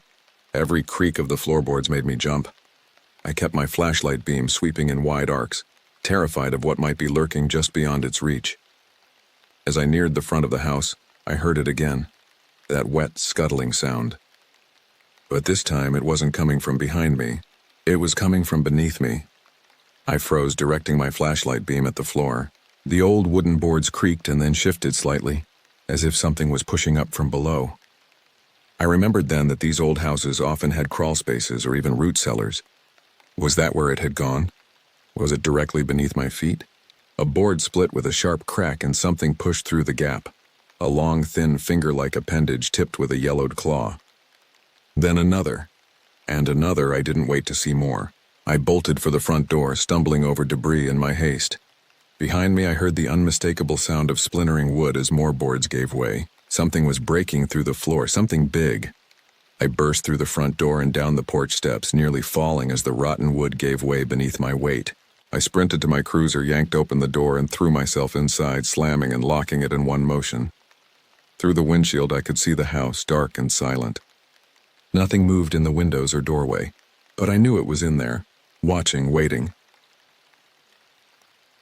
I turned the key in the ignition. The engine sputtered and died.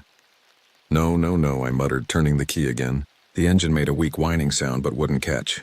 "Come on, you piece of junk." I slammed my fist against the steering wheel in frustration.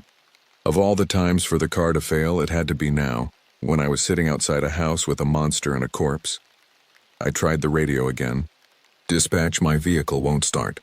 I'm stranded at the Morrison place with a possible suspect still in the area. I need immediate assistance." Static was my only answer.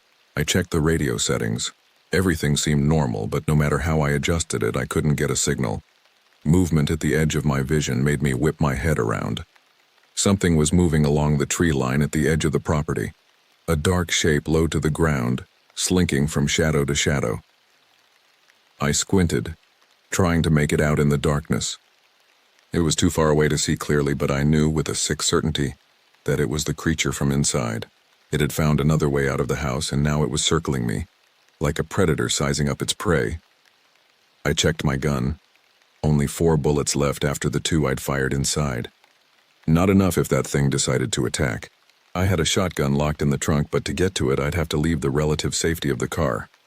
The shape moved again, closer this time. I could make out those spindly limbs bending at unnatural angles as it circled. It seemed to be testing me, seeing if I would run.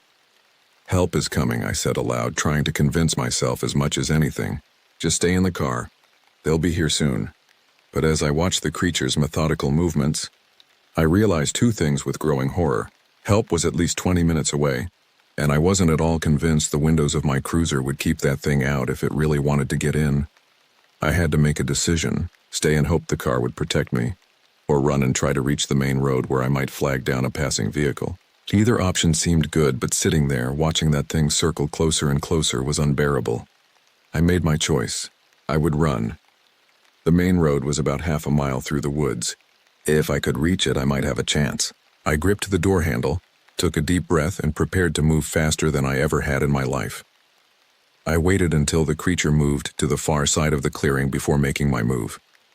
With one fluid motion, I flung open the car door, sprinted to the trunk, and fumbled with my keys. Each second felt like an eternity as I unlocked the trunk, grabbed the shotgun, and slammed it shut again. A terrible screeching sound cut through the night. The creature had spotted me and was now racing across the clearing, moving with that jerky, unnatural speed. In the moonlight, it looked even more horrific than it had inside, a twisted parody of humanity, all wrong angles and too many limbs. I didn't waste time aiming. I fired the shotgun in its general direction and ran. The blast echoed through the trees, momentarily drowning out the sound of the creature's pursuit. I didn't look back to see if I'd hit it. I just ran. The path back to the main road was little more than a game trail, barely visible in the darkness. Branches whipped at my face as I crashed through the undergrowth. Roots threatened to trip me with every step, but fear was a powerful motivator, and I moved with a speed born of pure terror. Behind me, I could hear it coming, that awful wet scuttling sound, punctuated by the crack of breaking branches and an occasional inhuman shriek that made my skin crawl. It was following me, and from the sound of it, it was gaining. My lungs burned, my legs ached, but I didn't dare slow down. The image of that man in the house, torn open and half devoured, was all the incentive I needed to keep moving. I risked a glance over my shoulder and immediately wished I hadn't. The creature was maybe 30 yards behind me, bounding through the forest on all fours like some nightmarish spider. Its movements were jerky but incredibly fast, eating up the distance between us with each leap. I turned my attention back to the path and nearly ran headlong into a tree. I swerved at the last second, lost my footing on the uneven ground, and went sprawling. The shotgun flew from my grasp, disappearing into the underbrush. Pain shot through my ankle as I scrambled to my feet. Sprained, maybe broken, but I couldn't worry about that now. I limped forward, my pace significantly slowed. Behind me, the sounds of pursuit grew closer. I grabbed my service revolver, turned, and fired twice more in quick succession. In the muzzle flash, I caught a glimpse of the creature ducking behind a tree, moving with an intelligence that terrified me even more than its appearance. This wasn't just a predator acting on instinct. This thing was thinking, planning. I kept moving, hobbling as fast as my injured ankle would allow. The main road couldn't be far now, maybe a quarter mile. If I could just reach it. The forest opened up suddenly into a small clearing bathed in moonlight. I paused, momentarily disoriented. This wasn't right. The path to the road didn't pass through any clearings. I'd gone the wrong way. As the realization hit me, so did the creature. It slammed into me from behind with such force that I was lifted off my feet and thrown several yards. I landed hard, the air driven from my lungs in a painful whoosh. Before I could recover, it was on me. Its weight pinned me to the ground as those 2 long fingers wrapped around my throat. Its face, that horrible, inhuman face, hovered inches from mine. That split-wide mouth opened to reveal rows of jagged teeth. The stench was overwhelming. Rotting meat and something chemical, like formaldehyde or paint thinner. I gagged, struggling to breathe as its grip tightened around my throat. With my free hand, I still clutched my revolver. Summoning the last of my strength, I pressed the barrel against what I hoped was a vital area, and pulled the trigger. The gunshot was deafening at such close range. The creature released me and reeled back, emitting a high-pitched keening sound that seemed to come from everywhere at once. Dark fluid sprayed from a wound in its side, spattering my face and chest with something that burned like acid where it touched bare skin. I scrambled backward, firing my last bullet as I moved. The shot went wide, disappearing into the darkness. The creature wasn't pursuing me, though. It thrashed on the ground, those long limbs flailing in what appeared to be genuine pain. I used the opportunity to put as much distance between us as possible, crawling backward until I hit the trunk of a large tree. My throat burned where it had gripped me, and my ankle throbbed with each heartbeat, but I was alive. The creature's movement slowed, then stopped altogether. It lay motionless in the center of the clearing, a dark heap against the moonlit grass. Had I killed it? I didn't dare hope. Time seemed to stretch as I sat there watching the unmoving form, waiting for it to spring back to life. My breathing gradually slowed and the pounding of my heart settled into a more regular rhythm. Maybe, just maybe, I'd won. Then slowly the creature stirred. It didn't leap up or charge at me as I feared. Instead, it seemed to melt into the ground, its body flattening and elongating in ways that defied anatomy. It slithered across the clearing, leaving a trail of that dark fluid, and disappeared into the underbrush at the far side.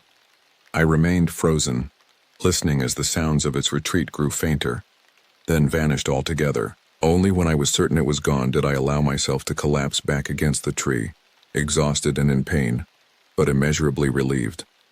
I'd survived. I'd faced that thing, whatever it was, and lived to tell the tale. Though who would believe me was another question entirely. With trembling hands, I checked myself for injuries. My ankle was swollen but not broken. My throat was bruised but intact. The spots where the creature's blood had touched me were red and blistered. But the pain was already subsiding. I needed to get back to the road, to find help. But I couldn't risk running into that thing again. I needed to be smart about this. Orienting myself by the moon, I determined the approximate direction of the main road and began to limp toward it. Every shadow made me flinch. Every sound sent a spike of fear through my heart. But nothing attacked me as I made my slow, painful way through the woods. After what felt like hours but was probably only 20 minutes, I emerged onto the county road. The asphalt looked silver in the moonlight, stretching away in both directions like a ribbon. In the distance, I could see headlights approaching, flashing red and blue. The backup I'd called for had finally arrived. I collapsed onto the shoulder of the road, waving my arms to flag down the approaching vehicle. As it drew closer, I recognized Walsh's personal truck with a magnetic police light stuck to the roof. Behind him came 2 county sheriff's cars, their headlights cutting through the darkness. Walsh was the first to reach me, jumping out of his truck with his gun drawn. "What the hell happened to you?" he demanded, taking in my disheveled appearance. I opened my mouth to tell him everything, but in the stark reality of the headlights, with Walsh's skeptical face looking down at me, the words died in my throat. Who would believe a story about a spider-like monster that ate people? They'd think I was drunk or worse, crazy. "There's a body in the Morrison house," I said instead, "badly mutilated. I surprised the attacker and it chased me into the woods. I think I wounded it, but it got away." "What kind of attacker?" Walsh asked, helping me to my feet. "Man, animal?" I hesitated. "Animal, I think, big.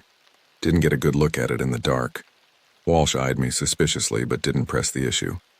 The county sheriffs approached, and I repeated my story, keeping it simple and vague. An animal attack. A chase through the woods. Nothing about impossible anatomies or intelligence behind those eyeless sockets. They believed me, or at least pretended to. One of the deputies radioed for an ambulance while the others prepared to check out the house.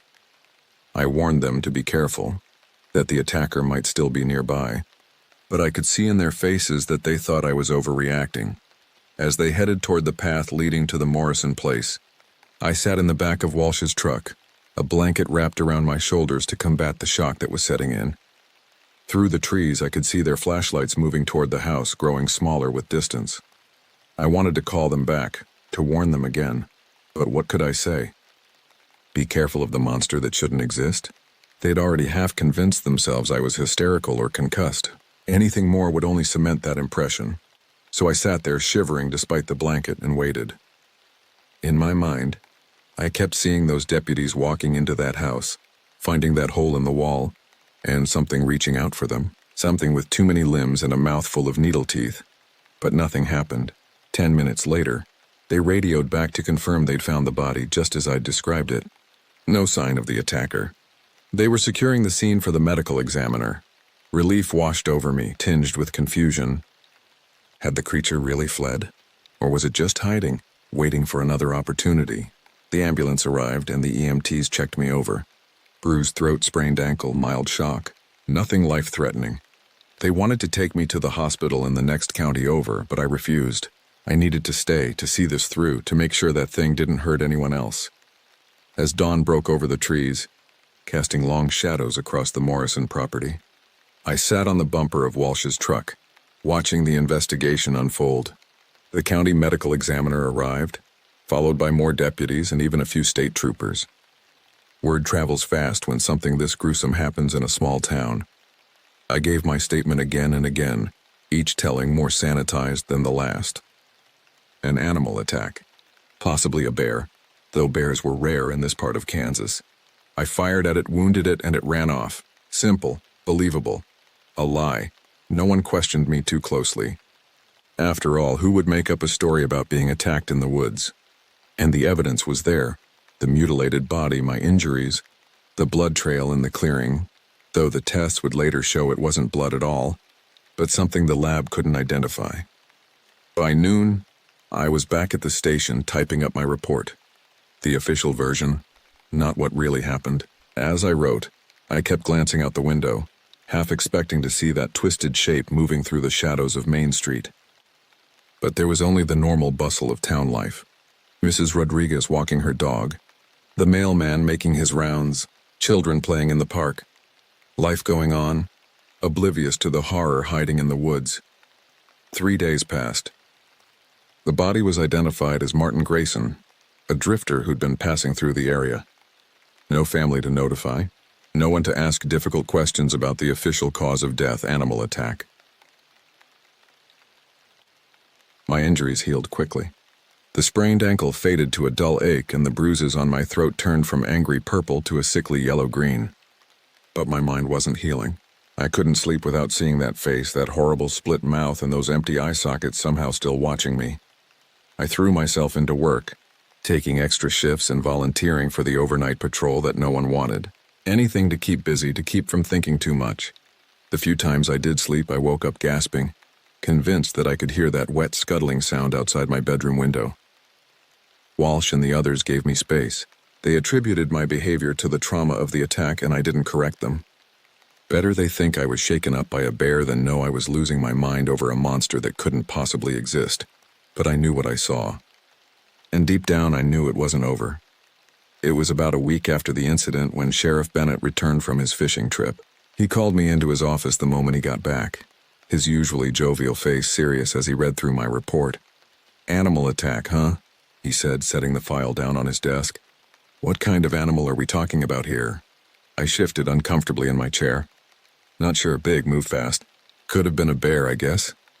Bennett leaned back, studying me with eyes that had seen 40 years of law enforcement. "We haven't had a bear in this county in 2 decades, and you know it." I said nothing, staring at a point just past his shoulder. "Walsh says you were pretty rattled when they found you. Says you looked like you'd seen a ghost. It was dark. I was being chased through the woods." "Anyone would be scared," Bennett nodded slowly. "Anyone would, but not everyone would empty their service weapon and a shotgun at whatever was chasing them." I couldn't argue with that. The evidence of my panic was there in the inventory. 6 shots fired from my revolver, 1 from the shotgun. "What really happened out there?" Bennett asked, his voice softening. "This is me you're talking to, not some report that's going to county."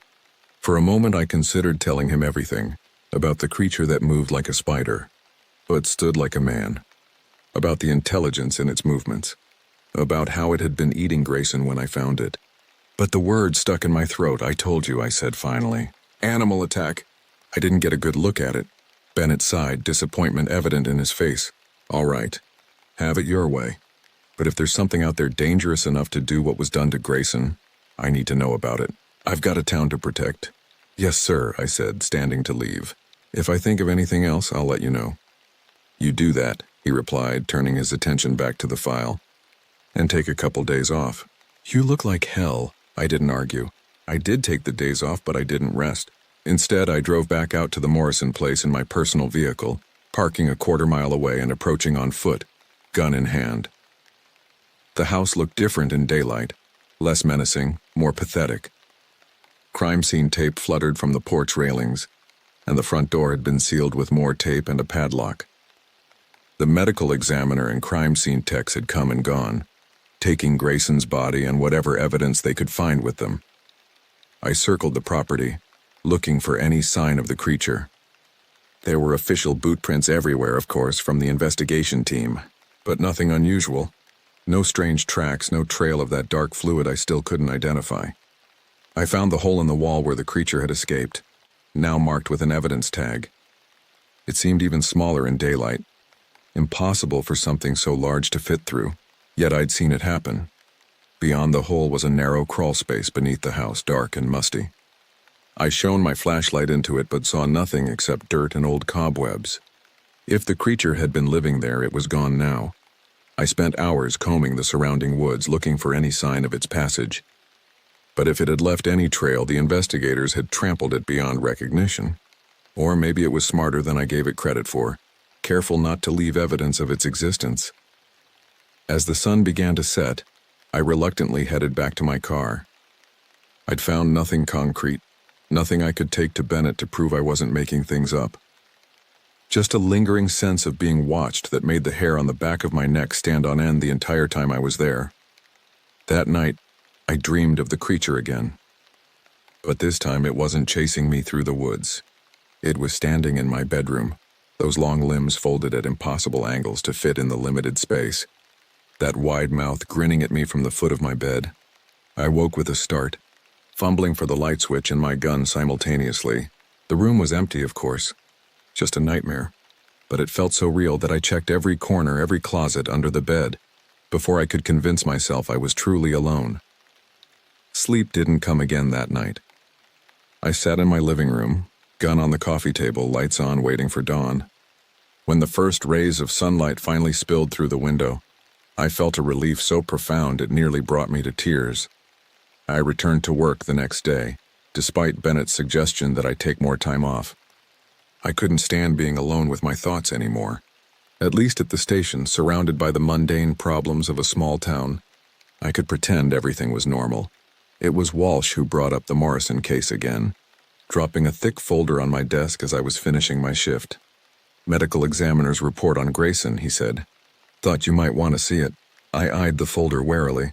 "Why would I want to see that?" Walsh shrugged. "Figured you might be curious, seeing as you found him and all. There's some weird stuff in there. Me couldn't figure out what kind of animal did that to him." "What do you mean, weird stuff?" I asked, opening the folder despite my better judgment. "See for yourself," Walsh said, walking away. The report was clinical and detailed, describing the injuries to Grayson's body in precise medical terminology. But between the lines was a clear sense of confusion. The wounds didn't match any known predator. The bite marks weren't consistent with bears, wolves, coyotes, or any other large carnivore. And there was something else. Traces of a substance in the wounds that the ME couldn't identify. Some kind of corrosive agent similar to a digestive enzyme but not matching any known species. I closed the folder, feeling a cold knot form in my stomach. Here was proof, scientific proof, that what had killed Grayson wasn't an ordinary animal, but it still fell far short of confirming what I'd seen. A weird animal was still just an animal in the eyes of the law. "What do you make of it?" Walsh asked, returning to my desk. "I don't know," I admitted. Like I said, it was dark. I didn't get a good look at it. Walsh studied me for a moment, his expression unreadable. "You know, if I didn't know better, I'd think you were holding something back." "Why would I do that?" I asked, trying to keep my voice neutral. "That's what I've been asking myself," he replied. "What could be so bad that you'd rather have people think you emptied your gun at a shadow than tell them what you really saw?" I had no good answer for that. "I'm not holding anything back. I told you everything I know." Walsh didn't look convinced, but he dropped the subject. "Whatever you say. But if there's something dangerous out there, something we should be warning people about, that's on you." His words followed me home that night, echoing in my mind as I went through my now standard routine of checking every room, every closet, under every piece of furniture. What if the creature attacked someone else? What if another body turned up? Could I live with that on my conscience? But what was I supposed to do? Tell everyone about a monster from a nightmare? I'd be laughed out of town, maybe even lose my job. And without my badge, without my gun, I'd have no way to protect myself or anyone else if that thing came back. So I said nothing, and the days turned into weeks. The Morrison case gradually faded from local conversation, replaced by the usual small-town gossip. Life returned to normal, or as normal as it could be when you spent every night waiting for a monster to crawl through your window. I almost convinced myself it was over. That maybe the creature had been wounded worse than I thought. That it had crawled away to die somewhere in the deep woods. That maybe, just maybe, I could start sleeping through the night again. Then the second body appeared. It was almost a month to the day after the Morrison house incident. I was on patrol, driving the back roads as I did most nights now, telling myself I was just being thorough when really I was looking for signs of the creature. The call came in just after midnight. A truck driver had spotted something on the side of the county road about 5 miles south of town, something that looked like a body. I was the closest unit, so I took the call, trying to ignore the dread building in my stomach. It was probably a deer, I told myself. Roadkill. Nothing to worry about. But when I arrived at the coordinates, my headlights illuminated something unmistakably human lying half in the ditch, half on the asphalt. I pulled over, radioed my position, and approached with my flashlight drawn. It was a woman, probably in her 30s, wearing hiking clothes and boots. Her backpack lay a few feet away, contents spilled across the road as if she'd been running when she was attacked. And attacked she had been. Her body bore the same horrific wounds as Grayson's. Torso torn open, internal organs missing, face frozen in an expression of terror. But there was something new this time, something that made my blood run cold. Carved into her forehead with surgical precision was a symbol. A crude star inside a circle. I recognized her from town, Grace Miller, the new high school biology teacher who'd moved to Munden at the start of the school year. She lived in the apartment above the drugstore and often went hiking on the weekends. Everyone said she was nice, if a bit reserved. She hadn't been in town long enough to make many friends. Now she never would. I called it in, my voice steady despite the panic churning inside me. Another body. Another attack. But this was different. The symbol changed things. This wasn't just an animal acting on instinct. This was deliberate, calculated.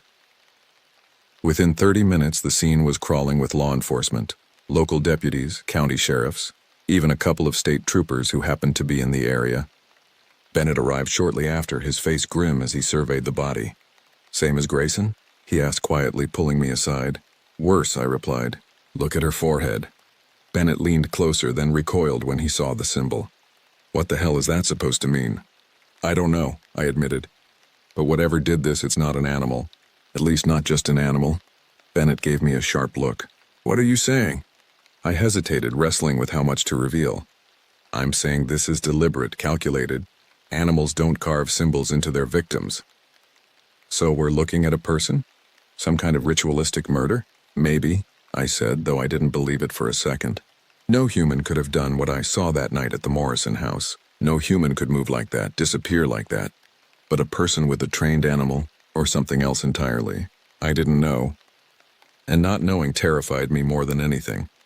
The investigation kicked into high gear after that. The FBI was called in, bringing specialists in ritual killings and serial murders. The town was placed under an unofficial curfew, with residents advised to stay indoors after dark and travel in groups during the day. I was interviewed extensively, forced to go over every detail of both discoveries. I stuck to my story, a large animal, too dark to identify clearly, moving with unusual speed. I didn't mention the spider-like limbs, the too wide mouth, the intelligence in its movements. Those details stayed locked in my head, along with my growing fear that I was somehow responsible for these deaths by not speaking up sooner. For weeks, the investigation dominated life in Munden. Reporters from nearby cities descended on the town, turning our quiet streets into a circus of cameras and microphones. Theories abounded, each more sensational than the last. A satanic cult, a copycat killer inspired by some obscure horror movie, a military experiment gone wrong. I watched it all with a detached sense of disbelief. None of them came close to the truth. None of them could imagine what I had seen. Despite the increased police presence, despite the FBI agents combing the woods and questioning everyone in town, no trace of the killer was found. No unusual footprints, no DNA beyond that unidentifiable substance, nothing that could lead us to whatever was responsible, until the third body appeared. This time, it was on my property. My small house sat on the edge of town, backing up to the same woods that surrounded the Morrison place, about 2 miles away as the crow flies. I'd chosen it for the privacy, for the quiet. Now that choice seemed like a terrible mistake. I found the body when I returned home from my shift, spotting something wrong in my backyard as I pulled into the driveway. At first I thought it was vandalism, something draped over my back fence. But as I approached, flashlight in hand, the shape resolved into something unmistakably human. It was a man this time, middle-aged, dressed in hunting gear. His body was arranged in a deliberate pose, arms outstretched along the top of the fence, legs dangling down toward my yard. His chest was torn open like the others, but the killing wound wasn't what made me stumble backward in horror. His face had been removed, not cut or torn, but peeled away with methodical precision, leaving only raw muscle and bone beneath, and carved into his exposed skull was that same symbol, a star inside a circle. But the true horror wasn't the body itself. It was what the positioning meant. This wasn't random. This was a message. For me, it knew where I lived. It knew who I was. And it wanted me to know that it knew. I called it in with numb fingers, barely able to form coherent sentences. Within minutes, my quiet property was transformed into a major crime scene. Floodlights illuminating every corner of my backyard. Evidence techs in white suits combing through the grass blade by blade. Bennett pulled me aside, his face grave. "You want to tell me why this one's in your backyard?" "I don't know," I lied, unable to meet his eyes. "Maybe because I found the first one? Maybe it's targeting law enforcement." "Maybe," Bennett said, though he didn't sound convinced. "But I can't help feeling there's something you're not telling me." I remained silent, watching the techs work. What could I say? That I'd seen a monster and kept it to myself? That 3 people were dead because I was afraid of sounding crazy? The victim was identified as Robert Jennings, a hunter from 2 counties over who'd been reported missing 3 days earlier. No connection to Munden, no connection to Grace Miller or Martin Grayson. The only thing linking them was the manner of death, and now that symbol. I didn't go back into my house that night, or the next. I checked into the motel on the edge of town, telling myself it was just until the investigation cleared my property. But deep down I knew I'd never feel safe in that house again. Sleep became an even more distant memory. I took to patrolling in my off hours, driving the back roads with my shotgun on the passenger seat, looking for any sign of the creature. I knew it was out there watching, waiting. For what, I couldn't say. The town changed too. Doors that had never been locked before were now double-bolted. Parents stopped letting their children play outside. The streets emptied at sunset, as everyone hurried home to the relative safety of locked doors and drawn curtains. Fear hung over Munden like a fog, almost tangible in its intensity. But beneath that collective fear was something else, something directed specifically at me. Suspicion. Why had the body been left on my property? Why had I been first on the scene for all 3 discoveries? Why did I seem so unsurprised by each new horror? No one said anything outright, but I could feel it in the way conversation stopped when I entered the diner, in the way people crossed the street to avoid passing me on the sidewalk. They didn't believe my story about an animal attack. They thought I knew more than I was saying, and they were right. It came to a head one evening at Donovan's general store. I was buying coffee, trying to ignore the whispers that followed me down the aisle, when Agnes Wilson, whose family had lived in Munden since its founding, stepped directly into my path. "My grandson is afraid to go outside," she said, her voice quavering with age and anger. "He thinks there's a monster in the woods. All the children do, and I want to know what you're going to do about it." I met her gaze, seeing the fear behind the anger. "We're doing everything we can, Mrs. Wilson. The FBI is—" "Not them," she interrupted. What are you going to do? You've seen it, haven't you? Everyone knows you have." The store had gone silent. All eyes were on me, waiting for my response. In that moment, I realized I couldn't keep the truth to myself any longer, not if it meant more people would die. "Yes," I said quietly. "I've seen it." A collective gasp went through the small crowd. Agnes's eyes widened. "What is it?" I took a deep breath. I don't know. Not exactly, but it's not an animal. Not in the way we think of animals. It's something else. A monster, someone whispered. If you want to call it that, I replied, but I don't think that's quite right either. It's intelligent. It leaves bodies as messages. The last one was for me. Why you? Agnes demanded. Because I saw it. Because I wounded it. And I think it's been watching me ever since. The silence that followed was profound. I could see the mixture of fear and disbelief on their faces. Some looked at me like I'd lost my mind. Others looked terrified, as if naming the thing had somehow made it more real. What are we supposed to do? Someone finally asked. Lock your doors. Stay inside after dark. And if you see anything unusual, anything at all, call me directly. Not the station. Me. I left before they could ask more questions I didn't have answers to. But as I walked back to my patrol car, I felt a small measure of relief. The truth was out now, at least part of it. I wasn't carrying the burden alone anymore. That night, as I drove the back roads as had become my custom, I found myself approaching the Morrison house again. I hadn't been back since that day I'd searched it weeks ago. Now, drawn by some instinct I couldn't name, I turned down the dirt road and made my way to the clearing. The house looked different in the moonlight, more sinister than it had in daylight. The crime scene tape was gone. The investigation long since moved on to newer, fresher horrors. I parked and got out, shotgun in hand, every sense alert for danger. The front door was still locked with the official padlock, but the back door stood ajar, swinging gently in the night breeze. I approached cautiously, sweeping my flashlight across the overgrown yard, searching for any sign of movement. Nothing. Just the endless whisper of wind through dead leaves. I pushed the door open wider, wincing at the creak of rusted hinges. The house was as I remembered it, rotten and decaying, full of debris and shadows. But something had changed. There was a new smell, stronger than the musty odor of neglect. Something chemical and sharp, mixed with that unmistakable scent of rotting meat. I moved through the house room by room, checking each corner, each shadow, with my shotgun at the ready. The study where I'd found Grayson was empty, the bloodstain on the floor now a dark, permanent mark on the rotting wood. But the hole in the wall, the hole the creature had disappeared through, was different. It had been enlarged, the edges smooth as if carefully widened to allow easier passage, and around it, scratched into the wood with the same precision as the symbol on the victims, were dozens of tiny markings, too regular to be random. I crouched down, studying them in the beam of my flashlight. They weren't English letters nor any alphabet I recognized, but they had a deliberate structure, a pattern that suggested language rather than random scratching. As I traced one with my finger, I heard it, that wet scuttling sound that haunted my dreams. It was coming from beneath the house, directly below the hole. I scrambled backward, raising the shotgun. The sound grew louder, closer. Then slowly something began to emerge from the hole, a long, thin limb followed by another and another. I didn't wait to see more. I fired the shotgun, the blast deafening in the confined space. Wood splintered around the hole, and there was that high-pitched keening sound I remembered from the woods. The limbs withdrew, disappearing back into the crawl space. I backed toward the door, keeping the shotgun aimed at the hole.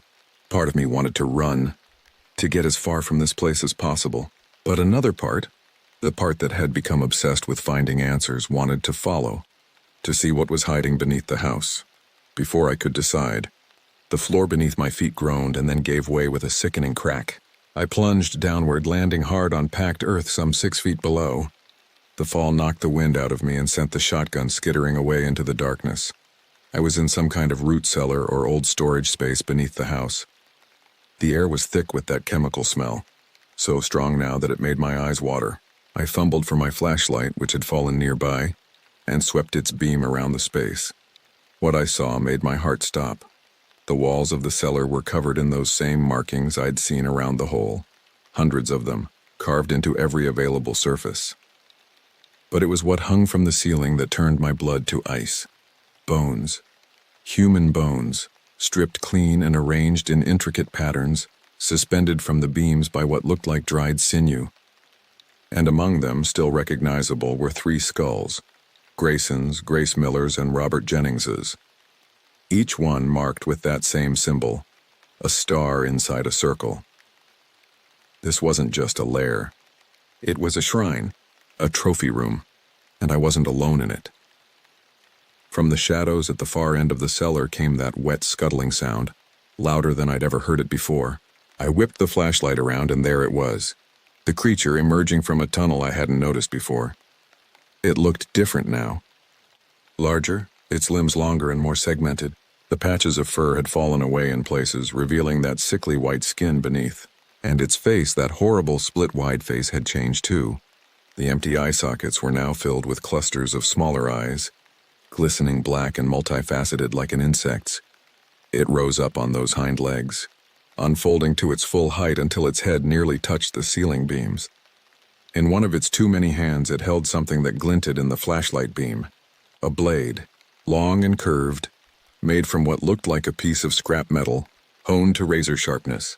I scrambled backward, searching desperately for the shotgun or any weapon at all. My hand closed around a piece of broken wood, a floor joist from where I'd fallen through. Better than nothing. The creature cocked its head, studying me with those clusters of eyes. Then, to my utter horror, it spoke. The sound wasn't human, more like a series of clicks and hisses modulated into something approximating speech. I couldn't understand the words, if they were words at all, but the cadence was unmistakably language. It took a step toward me, still making those sounds. Another step. The blade raised slightly. I lashed out with the piece of wood, more in desperation than with any hope of causing harm. To my surprise, the creature recoiled, those clusters of eyes blinking rapidly in what might have been surprise. It tried again, those clicking sounds more insistent now. When I didn't respond, it scraped the blade against the wall, carving another symbol. This one simpler, just a single straight line with a circle at one end. Was it trying to communicate? The thought was almost more terrifying than the idea of it simply attacking, because communication meant intelligence. It meant purpose. It meant this wasn't just some predator following instinct. This was something that thought, that planned, that had carved symbols into its victims for a reason. The creature gestured with the blade, pointing first to the symbol it had carved, then to me. It repeated the gesture more emphatically this time. I shook my head, not understanding. "What do you want?" I asked, my voice hoarse with fear. It made that high-pitched keening sound again, but softer now, almost like a sigh. Then, with movements so fast I could barely track them, it lunged forward, closing the distance between us in a heartbeat. I swung the piece of wood wildly, connecting with one of those spindly limbs with enough force to snap the improvised weapon in half. The creature hissed, recoiling again, dark fluid dripping from where I'd struck it. It backed away, those clusters of eyes never leaving me, making those clicking sounds again, but faster now, more agitated. It retreated to the tunnel entrance, still watching me, still holding the blade. For a moment we stared at each other, human and something not human, separated by more than just the few feet of earthen floor between us. Then with one final prolonged hiss it disappeared into the tunnel, taking the blade with it. I didn't wait to see if it would return. I found my shotgun, used the remains of the floor joists to climb back up to the main house, and ran to my car as if all the demons of hell were chasing me. As I drove away, faster than was safe on that rutted dirt road, I glanced in my rearview mirror. The Morrison house stood silhouetted against the night sky, dark and abandoned. But in one of the upstairs windows I saw movement, a thin, elongated shape watching my departure. I didn't go back to town. Not that night. I drove and drove, putting as much distance between myself and Munden as possible. By dawn I was 3 counties away, sitting in a diner, nursing a cup of coffee with shaking hands, trying to make sense of what I'd seen. The creature wasn't just real. It was intelligent. It had a language, a written script. It had tried to communicate with me, and that was the most terrifying realization of all. Because it meant that the killings weren't random acts of predation. They were deliberate. Messages, perhaps, or rituals, or something I couldn't even begin to comprehend. I thought about going to the FBI, telling them everything. But what evidence did I have? What could I say that wouldn't sound like the ravings of a madman? They'd already dismissed the idea of a serial killer with an animal, which was closer to the truth than they knew. No, this was my burden. I'd seen it first. I'd wounded it. And now, for whatever reason, it had chosen me for something. Communication. Combat. I didn't know. But I did know one thing. with a certainty that settled in my bones like ice. I would have to face it again. And next time, one of us wouldn't walk away. As I sat there watching the sun rise over unfamiliar fields, I wondered if anyone would believe my story. If anyone could comprehend the horror that was hiding in the shadows of a small Kansas town. If anyone would understand why I was so afraid. But most of all, I wondered what that creature wanted. What it was trying to tell me with its symbols and its shrine of bones. What it thought I represented. And as I contemplated these questions, a chill ran down my spine. Because in the reflection of the diner window, just for a moment, I thought I saw movement behind me, something long and thin and wrong-angled, watching from the edge of the parking lot, but when I turned to look, there was nothing there. Nothing but shadows and the growing light of dawn. Nothing I could see, anyway.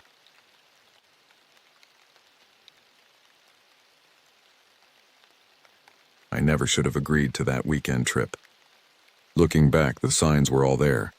Mason's strange hesitation when describing his family's property, the way his eyes would drift toward the wilderness with something like dread whenever we discussed it.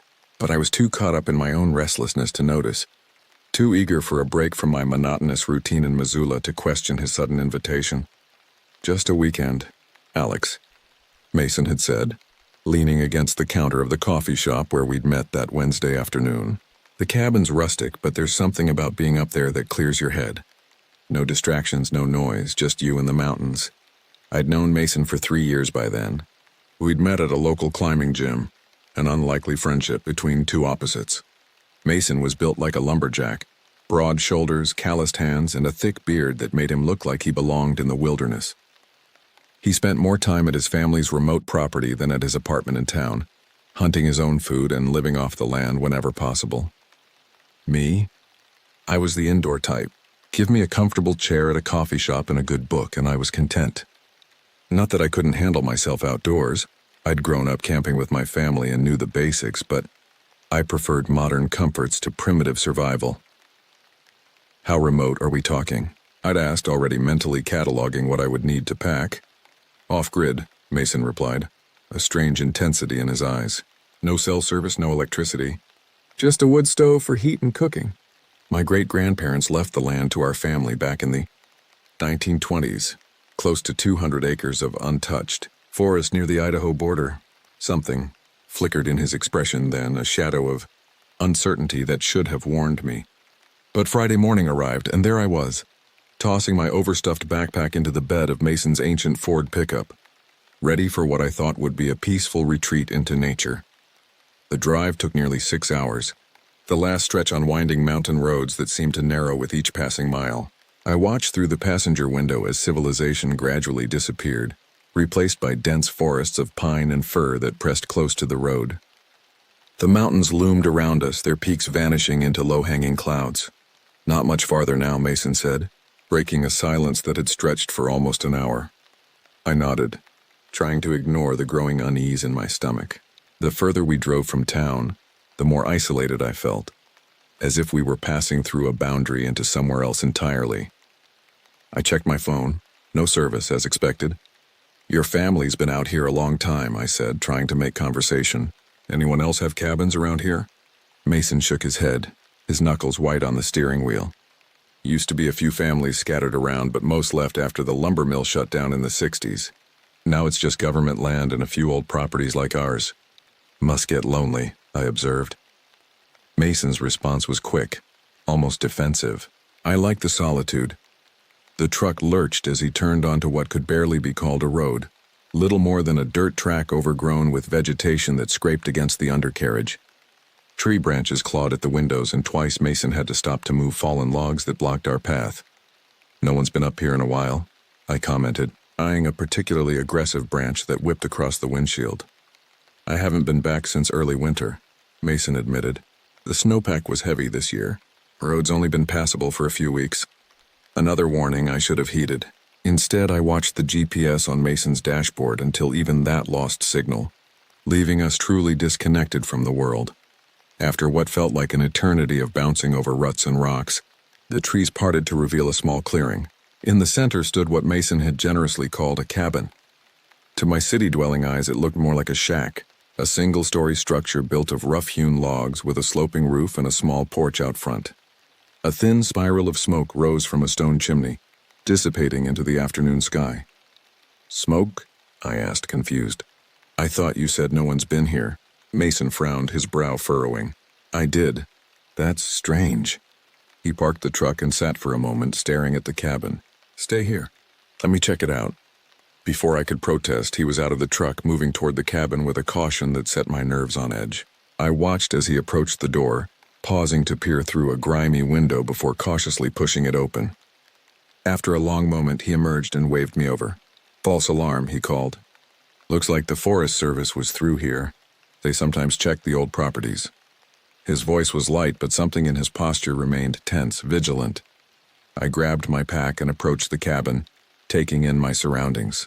The clearing was maybe 50 yards across, ringed by towering pines whose branches swayed in the afternoon breeze. Beyond them stretched countless miles of untamed wilderness. A small creek bubbled past about 30 yards from the cabin, its clear water rushing over smooth stones. The interior of the cabin was sparse but clean, a single room with a wood stove dominating one wall, a rough wooden table with 2 chairs and a narrow bed pushed against the far corner. Shelves lined with canned goods, tools, and old books covered another wall. A trapdoor in the floor likely led to some kind of root cellar. "Home sweet home," Mason said with forced cheer, dropping his gear on the table. "I'll get the stove going. Nights get cold up here, even in summer." As he busied himself with the fire, I unpacked my sleeping bag and claimed a spot on the floor near the stove. The cabin's single window faced west, offering a view of the setting sun as it slipped behind the mountains. The light was already fading, casting long shadows across the clearing. "We should get some wood chopped before dark," Mason suggested, already heading for the door. "There's plenty of fallen timber we can use." I followed him outside, where he retrieved an axe from a small shed behind the cabin. The tool was well worn but sharp, its handle smooth from years of use. Mason handed me a second smaller axe and led me to a pile of logs stacked against the shed. "Ever chopped wood before?" he asked, positioning a log on a large stump that served as a cutting block. "Not really," I admitted. "It's all in the follow-through," he explained, demonstrating with a powerful swing that split the log cleanly in two. "Let gravity do most of the work." I mimicked his stance, raising the axe above my head and bringing it down with as much force as I could muster. The blade bit into the wood but stopped halfway through. With a grunt, I yanked it free and tried again, eventually managing to split the log. We worked side by side as the light dimmed, the rhythmic thud of our axes filling the clearing. I found myself enjoying the physical labor, the simple satisfaction of transforming logs into usable firewood. By the time we had a decent pile, my muscles ached pleasantly and sweat dampened my shirt despite the cooling air. "That should get us through the night," Mason said, wiping his brow. "Let's head in." As we gathered our tools, a sound froze me in place, a long, low howl echoing through the trees. It was unlike anything I'd ever heard, not quite wolf, not quite human. A sound that made the hair on my arms stand on end. "What was that?" I asked, my voice barely above a whisper. Mason's face had gone pale, his eyes scanning the tree line with unmistakable fear. "Just the wind through the canyon," he said, but his voice lacked conviction. "Plays tricks on you out here." The howl came again, closer this time, and Mason grabbed my arm. "Inside, now." We hurried into the cabin, arms full of firewood. Mason closed and latched the door behind us, then dragged a heavy chair in front of it. The casual wilderness enthusiast I knew had vanished, replaced by someone who moved with urgent purpose, checking the window and securing the shutters. "Mason," I said, trying to keep my voice steady. "What's going on?" "What was that sound?" He shook his head, busying himself with building up the fire. "Nothing to worry about. Probably just a wolf." "That wasn't a wolf," I insisted, remembering the unnatural quality of the howl. "And you know it." Mason sighed, shoulders slumping as he sat heavily on one of the chairs. "You're right," he admitted. "It wasn't a wolf. At least not entirely." "What does that mean?" I demanded, my unease growing. "It's just..." He hesitated. "There are stories about these mountains. Old stories my grandfather used to tell. About things that live in the deep woods. Things that hunt at night. Things," I repeated incredulously. "What kinds of things?" But Mason just shook his head again, rising to stir a pot of stew he'd placed on the stove. "Just stories. Probably nothing. Let's eat and I'll tell you about them after dinner." We ate in silence, the stew surprisingly good despite its simple ingredients. Outside, darkness had fully claimed the forest and the wind had picked up, rattling the shutters. I tried to convince myself that the howl had been just what Mason initially claimed, a trick of the wind. But a deep sense of wrongness had settled over me, a feeling that we were being watched. After dinner, Mason retrieved a bottle of whiskey from his pack and poured us each a generous measure. "Liquid courage," he said with a weak smile, raising his cup in a toast. I took a sip, the alcohol burning pleasantly down my throat. "So, these stories," I prompted. "What exactly are we dealing with here?" Mason stared into the flames of the wood stove, his face half in shadow. "My grandfather called them skin teeth," he said softly. "Not wolves, not men, but something in between. Something ancient and hungry. Like werewolves?" I scoffed, trying to mask my growing fear with skepticism. "No," Mason replied, his expression deadly serious. "Not like the movies. These are different, older. They don't transform with the moon or any of that nonsense. They're always what they are, and what they are is—" He trailed off, taking another drink. "Is what?" I pressed. "Apex predators," he finished. "The best hunters these mountains have ever seen." Another howl split the night. This one so close it seemed to come from just beyond the cabin walls. We both jumped, and Mason moved to the window, peering through a crack in the shutters. "See anything?" I asked, my heart pounding. "No," he whispered. "But that doesn't mean it's not out there." I drained my whiskey in one gulp, wincing at the burn. "Why did you bring me here if you knew these things were real?" Mason turned to me, guilt written across his features. "I didn't, not really. I thought they were just stories. Legends to scare children away from wandering too far from home. I haven't heard one in years. I thought maybe they'd moved on or died out or... Hell, I don't know. I thought they weren't real." As if in answer to his doubt, something scraped against the outer wall of the cabin, the unmistakable sound of claws on wood. Mason's eyes widened and he backed away from the window, nearly tripping over his chair. "It's here," he whispered, reaching for the rifle that hung above the fireplace. The scratching continued. Moving slowly around the perimeter of the cabin, Mason checked the rifle's chamber, loaded it, and positioned himself against the wall next to the window. His hands were shaking, but his jaw was set in grim determination. "Is that going to stop it?" I asked, nodding toward the weapon. "Maybe," he replied. "If I hit it right. Head or heart, nothing else will even slow it down." The creature circled the cabin twice more, its movements deliberate and eerily patient. Each scratch of its claws sent shivers down my spine. Then abruptly the sound stopped. The silence that followed was somehow worse, a tense, waiting quiet that pressed against my ears. "What's it doing?" I whispered after several minutes had passed. Mason shook his head. "I don't know. Could be it's lost interest, but..." He didn't finish the thought, and he didn't need to. Whatever was out there hadn't given up. It was planning something.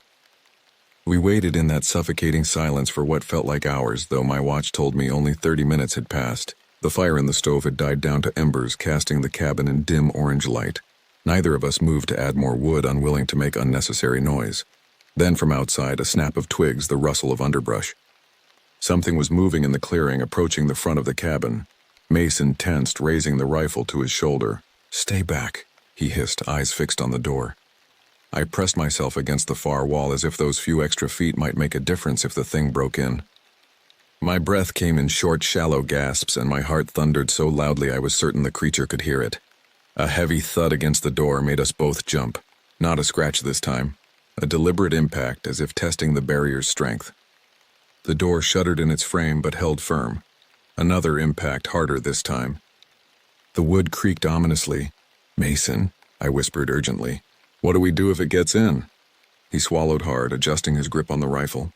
"Fight or die." The third impact sent splinters flying from the doorframe. One more like that and the latch would give way. Mason aimed at the door, finger on the trigger, ready to fire the moment it opened. But the fourth impact never came. Instead, there was a soft sound. Almost a chuckle, if such an inhuman thing could laugh. And then the unmistakable sound of retreating footsteps. We remained frozen, waiting for some trick, some new attack. Minutes passed, and gradually the tension in Mason's shoulders eased, though he didn't lower the rifle. "Is it gone?" I asked. "I don't know," he admitted. "Maybe it's just waiting for us to let our guard down." We maintained our vigil through the night, taking turns to watch while the other dozed fitfully. I dreamed of glowing eyes and elongated claws, of being chased through endless forest by something that wore both human and animal aspects in horrifying combination. Dawn broke with painful slowness, thin gray light filtering through the cracks in the shutters. No further sounds had come from outside since the creature's apparent departure. Mason finally lowered the rifle, his eyes red-rimmed from exhaustion. "We need to leave," he said, voice rough from hours of silence. "As soon as possible." I nodded, already gathering my meager belongings. "Will it be safe in daylight?" "Safer," Mason corrected. "Not safe.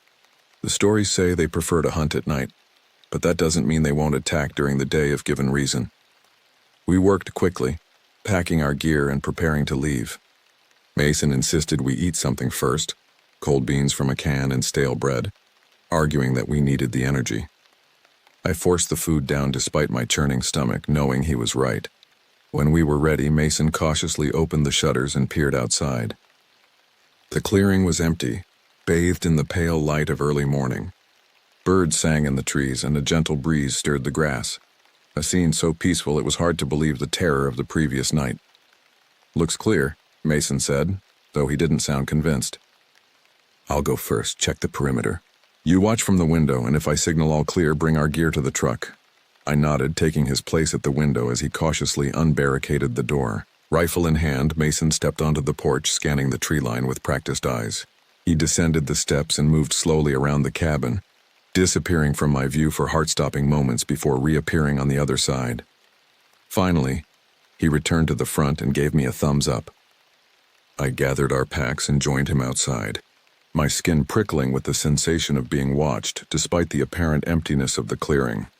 "Let's move," Mason said, taking his pack from me and heading toward the truck. We had barely taken 10 steps when a low growl froze us in place. It came from the edge of the trees to our right, a sound that vibrated through the ground and into my bones. Slowly, Mason raised his rifle and I turned to face the source of the growl. At first I saw nothing, just shadows beneath the dense canopy of pines. Then movement caught my eye, a ripple of darkness separating itself from the gloom. What emerged made my blood run cold. The creature stood at least 8 feet tall, its massive frame covered in coarse gray-brown fur. Its limbs were disproportionately long, ending in hand-like paws with curved claws that could tear through flesh and bone with terrifying ease.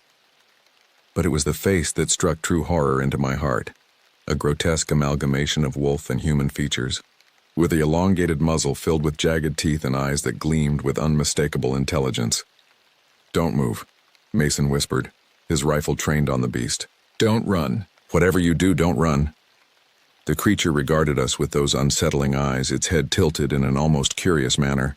It sniffed the air, nostrils flaring, then took a step forward, its movement unnaturally fluid for something so large. Mason's finger tightened on the trigger. "Easy," he murmured, whether to me or the creature I couldn't tell. Another step. The beast was now fully in the clearing, sunlight illuminating its horrific form in merciless detail. Its fur was matted with what looked like dried blood, and scars crisscrossed its massive chest, evidence of past encounters with hunters or rival predators. "Mason," I whispered, my voice barely audible. "What do we do?" Before he could answer, the creature suddenly lunged, not at us but at a fallen log a few yards away. Its enormous claws tore into the rotting wood, sending splinters flying in all directions as it ripped the log to pieces. The display of raw power was unmistakable, a warning of what awaited us if we provoked it. The creature finished its demonstration and turned its attention back to us, letting out another rumbling growl that seemed to reverberate through my chest. "It's playing with us," Mason hissed, showing us what it can do. As if confirming his assessment, the beast rose to its full height, towering over us like some nightmare made flesh. It opened its jaws and released a howl that shattered the morning stillness, a sound of primeval hunger that stripped away any illusion of safety. "Run," Mason suddenly shouted, shoving me toward the cabin. "Now!" He fired the rifle, the shot deafeningly loud in the clearing. The creature jerked as the bullet struck its shoulder, but rather than falling, it roared in rage and charged. We sprinted for the cabin, adrenaline propelling us forward. I could hear the beast behind us, its heavy footfalls shaking the ground. Mason fired again over his shoulder, not bothering to aim properly. The shot went wide, but it bought us precious seconds. I reached the cabin first, yanking open the door and diving inside. Mason was right behind me, slamming the door shut just as the creature crashed against it with bone-jarring force. The impact sent Mason sprawling, the rifle clattering across the floor. "The chair!" he yelled, scrambling to his feet. "Block the door!" I grabbed the heavy wooden chair and wedged it under the doorknob as the creature slammed into the door again, the wood splintering around the hinges. Mason retrieved the rifle and fired through the door, the bullet punching through the weathered planks. A howl of pain told us he'd hit his mark, but it only seemed to enrage the beast further. Claws tore at the door, ripping away chunks of wood. Through the growing gaps, I caught glimpses of matted fur and glinting teeth.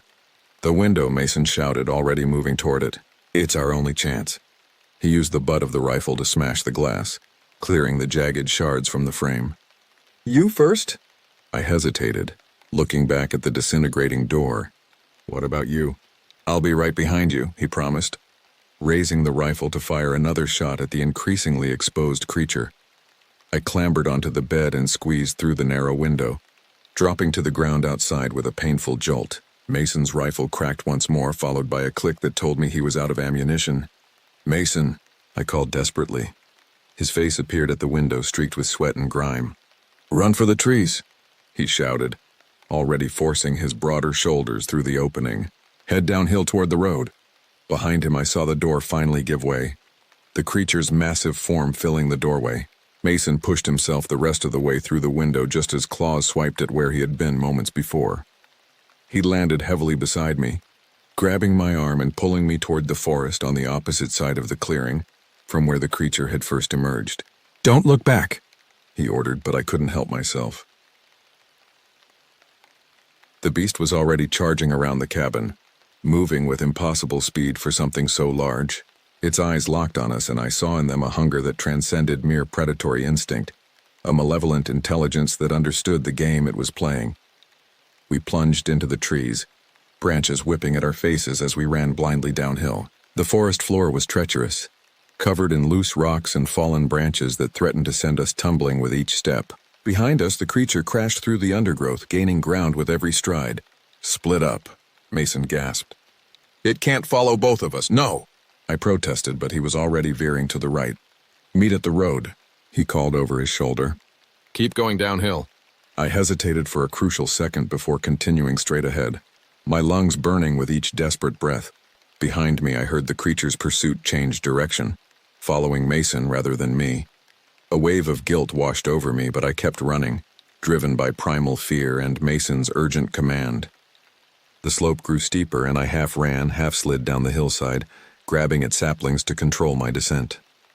The sounds of pursuit faded, replaced by the pounding of my heart and the rasp of my breathing. Still, I didn't slow, propelled by terror and the certainty that the creature could reappear at any moment. I don't know how long I ran. Time became meaningless, measured only in gasping breaths and burning muscles. Eventually, the trees began to thin, and I glimpsed what looked like a dirt road through the foliage ahead. With renewed energy, I sprinted the final distance, breaking from the forest onto the narrow track that we had driven up yesterday. I collapsed to my knees, chest heaving, searching the woods behind me for any sign of pursuit. Nothing moved in the shadows beneath the trees. No sound except the normal chorus of forest birds and the wind in the branches. "Mason?" I called, my voice echoing feebly in the vast wilderness. "Mason!" Only silence answered. I pushed myself to my feet, looking up and down the road. According to Mason, this track eventually connected with the main Forest Service road about 5 miles downhill. From there, it was another 10 miles to the highway. 15 miles of walking, if I was lucky. I started walking, constantly glancing over my shoulder, straining to hear any sound that might warn of the creature's approach. The morning wore on, the sun climbing higher, bringing with it the heat of the day. My mouth grew dry, my muscles protesting every step. I had covered perhaps 2 miles when I heard it, the crunching of gravel behind me. I whirled around, expecting to see 8 feet of murderous fur and claws. Instead, I saw Mason limping down the road, his face streaked with blood from a gash on his forehead. "Mason!" I cried, running back to him. "You're alive!" He managed a weak smile. "Barely. That thing nearly had me." He lifted his torn shirt to reveal deep claw marks across his ribs. The wounds weren't bleeding much, but they looked painful. Lost it by crossing the creek downstream. Water might have confused my scent. We need to get you to a doctor, I said, supporting him as we continued down the road. First, we need to get off this mountain, he replied grimly. That thing will be looking for us. We walked in silence for a time, both too exhausted for conversation. The dirt track eventually widened and showed signs of more regular use. Tire tracks cleared drainage ditches. We were approaching the main Forest Service road. Almost there, Mason encouraged, though his face was pale from blood loss and exertion. As we rounded a bend, a welcome sight greeted us. A Forest Service truck parked at the intersection of our track and the wider gravel road. A ranger was checking something on a map spread across the hood. "Hey," I shouted, waving frantically. "Help, we need help." The ranger looked up, startled, then quickly folded the map and hurried toward us. "What happened?" he asked, taking in Mason's injuries and our disheveled appearance. "Animal attack," Mason said before I could speak. "Up at my cabin. Some kind of predator." The ranger's expression grew grave. "Let's get you to town. There's been other reports of aggressive wildlife in this area lately." As he helped us into his truck, I caught Mason's eye. His look was clear. "Don't mention what we really saw. Some stories were better left untold to strangers who wouldn't believe them anyway." The ranger, whose name tag identified him as Weston, drove us to the small medical clinic in the nearest town, a place called Miller's Fork that consisted of little more than a general store, a gas station, a diner, and the aforementioned clinic. During the hour-long drive, Weston radioed ahead to alert the clinic of our arrival and questioned us about the attack. Mason stuck to his story. We'd been surprised by a large predator while gathering firewood, possibly a bear or mountain lion. He'd managed to drive it off with a few shots, but not before it had clawed him. Weston seemed satisfied with the explanation, though he mentioned there had been several similar incidents in recent months. 3 hunters attacked since winter, he informed us, his eyes fixed on the winding road. 2 survived, said it was a bear, but the tracks we found... He shook his head.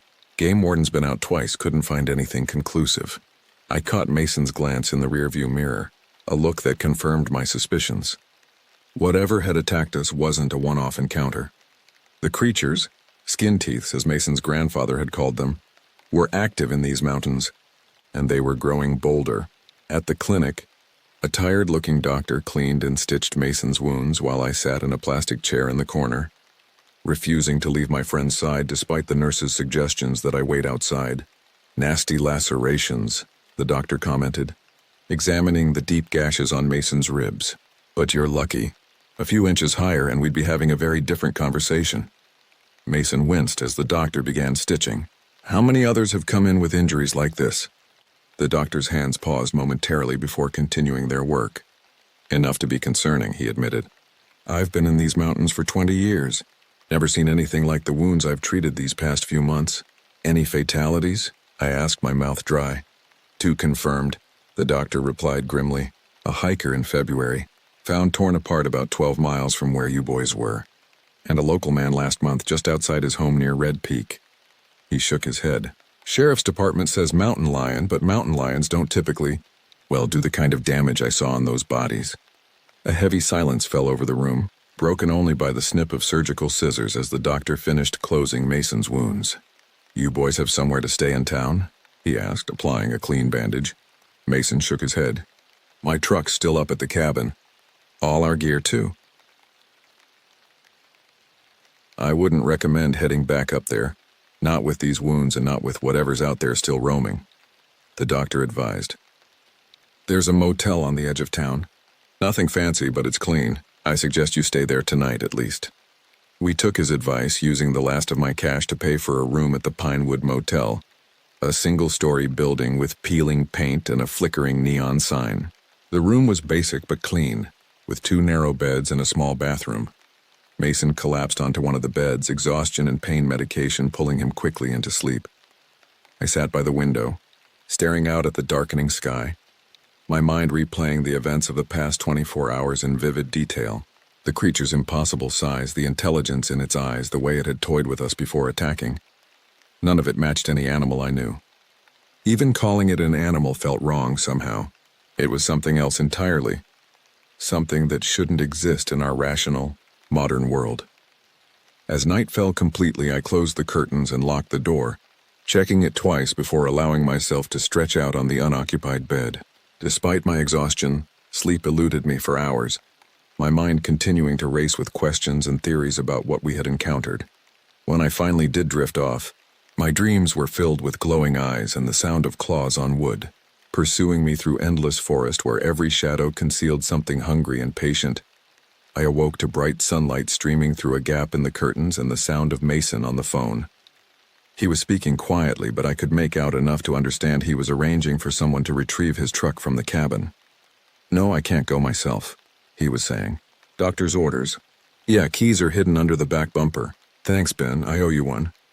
He ended the call and noticed I was awake.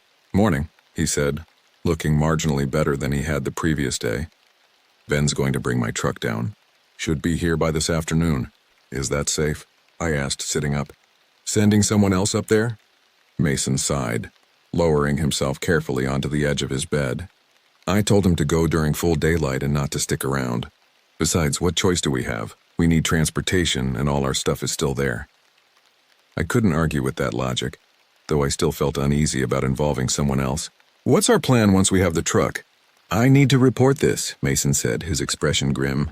"Not to the local authorities, they clearly don't know what they're dealing with. But there are people who might. My grandfather wasn't the only one who knew about these things." "Who?" I pressed. "There's a man in Boise," Mason explained. "Native American elder, friend of my grandfather's. If anyone knows more about the skin teeths, it would be him." I considered this. "So we're going to Boise?" Mason nodded. "As soon as Ben gets back with my truck." We spent the morning at the town's only diner, fueling up on strong coffee and greasy breakfast food. Mason was quiet, lost in thought, while I found myself studying every local who entered, wondering if they had their own encounters with the creatures in the woods.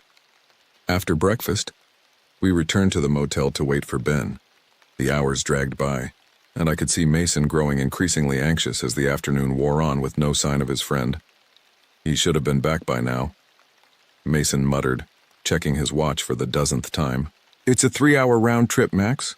Another hour passed. Mason tried calling Ben's phone repeatedly, but each call went straight to voicemail. The sun was beginning its descent toward the western mountains when Mason finally stood up, wincing at the pain in his ribs. "Something's wrong," he declared. "We need to find someone with a vehicle." I followed him out to the motel office, where the bored-looking clerk barely looked up from her magazine as Mason explained our situation and asked if there was anyone in town who might give us a ride. "Tanner might," she said, reaching for the phone on the desk. "He does odd jobs, has an old Chevy that still runs." She dialed a number, had a brief conversation, then hung up. "He'll be here in 20 minutes. Charges $40 for a ride into the mountains, though." Mason agreed to the price without hesitation, and we waited outside the motel for our ride. The sky had clouded over, the earlier blue replaced by ominous gray that promised rain before nightfall. Tanner arrived driving a battered pickup that had once been blue but was now mostly rust. He was older than I expected, maybe in his 60s, with weathered skin and calloused hands that spoke of a lifetime of hard work. He greeted us with a nod and asked where we needed to go. "My family's cabin," Mason told him, providing directions. "A friend was supposed to retrieve my truck from there, but he hasn't returned." Something flickered in Tanner's eyes. Recognition, maybe, or concern. "Near Black Pine Ridge?" When Mason nodded, Tanner's expression grew guarded. "Not many folks go up that way anymore." "Not since the troubles started." "Troubles?" I inquired, climbing into the truck's cramped back seat. Tanner put the truck in gear before answering. "Animals acting strange. People going missing. Usual suspects blamed. Bears, wolves, mountain lions. But locals know better." He glanced at us in the rearview mirror. "Your friend should have known better, too." Mason leaned forward. "What do you know about what's up there?" The old man was silent for a long moment, guiding the truck out of town and onto the forest road. "My grandfather called them Wendigo," he finally said. "Old stories. Spirit of hunger, never satisfied. Takes the form of something between man and beast." I felt a chill run down my spine, remembering Mason's description of skin teeths. "Different names, same horror. You've seen them?" Mason asked quietly. "Once," Tanner confirmed, his knuckles white on the steering wheel. 20 years ago. Logging crew I was with. Thing took 2 men before we even knew what was happening. Company called it a bear attack, closed the operation. But I saw it. We all did. And nobody reported what really happened? I asked incredulously. Tanner laughed, a harsh, humorless sound. To who? Forest Service? Police? Would you have believed it if someone told you before you saw it yourself? He had a point. Even now, part of me wanted to rationalize what we'd seen. A mutated wolf, perhaps, or some undiscovered species. Anything but the reality of what had stalked us through those ancient woods. The drive seemed longer this time, the forest pressing closer to the road, branches reaching like grasping fingers. Rain began to fall, light at first, then heavier, drumming on the roof of the truck and reducing visibility to mere yards ahead. Not ideal conditions, Tanner commented as he slowed to navigate a particularly rough section of road. Be dark in a couple hours too. Mason checked his watch. We should have time to find Ben and get back before nightfall. And if your friend isn't at the cabin? Tanner asked. The question hung in the air, unanswered. We all knew what it likely meant if Ben wasn't there. The truck labored up the final incline before Mason's family property, the engine protesting as Tanner urged it forward. Through the rain-streaked windshield, I could make out the clearing ahead and the dark shape of the cabin. There's Ben's truck, Mason said, pointing to a newer model Ford parked beside his own vehicle. Relief flooded his voice. He must still be inside. Tanner pulled up next to the other trucks and cut the engine, but made no move to exit the vehicle. Something ain't right, he muttered, staring at the cabin. I followed his gaze and noticed what had caught his attention. The cabin door stood wide open, swinging slightly in the wind. Even from here, I could see splintered wood where it had been damaged during our escape. Ben! Mason called, opening his door despite Tanner's warning hand on his arm. Ben, you in there? Only the patter of rain answered him. Mason stepped out into the downpour, moving cautiously toward the cabin. I made to follow, but Tanner grabbed my wrist. Let him go first, the old man advised, his voice tight with tension. And be ready to move fast if needed. We watched as Mason approached the cabin, calling his friend's name again. He paused at the doorway, peering inside, then suddenly stiffened. Oh God, he said, loud enough for us to hear even through the rain. Alex, Tanner, stay back. Ignoring Tanner's grip, I pushed open the door and ran to join Mason, my shoes slipping on the muddy ground. I reached the cabin porch and looked past Mason into the dim interior, and immediately wished I hadn't. The cabin had been destroyed from within. Furniture lay shattered, the wood stove overturned, shelves torn from walls. But worst of all was the blood. Dark stains splashed across the floor and walls in violent patterns that told a story of desperate struggle. Ben, Mason whispered, stepping cautiously into the wreckage. Ben! A low moan came from the far corner of the cabin behind the overturned bed. Mason rushed toward the sound, moving the heavy frame with strength born of desperation. Ben lay, curled in the corner, his clothes torn and soaked with blood. Deep gashes ran across his chest and abdomen, and one arm hung at an unnatural angle, clearly broken. His face was ashen, his breathing shallow. Jesus, Mason breathed, kneeling beside his friend. Ben, can you hear me? Ben's eyes fluttered open, unfocused at first, then widening with terror when he recognized Mason. It came back, he gasped, clutching at Mason's shirt with his uninjured hand. It was waiting, watching the cabin. We need to get him out of here, I said, already moving to help lift the injured man. Wait, Tanner called from the doorway, his voice sharp with alarm. Listen. We froze, and in the relative silence I could hear what had caught Tanner's attention. The soft, deliberate sound of something large moving around the clearing outside. Not the random noises of wind and rain, but purposeful movement. It's still here, Ben whispered, his voice breaking with fear.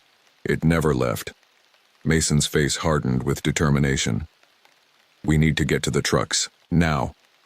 Together we lifted Ben as gently as possible, supporting him between us as we moved toward the door. Tanner had retreated to his vehicle and already had the engine running. Hurry, he urged, gesturing frantically.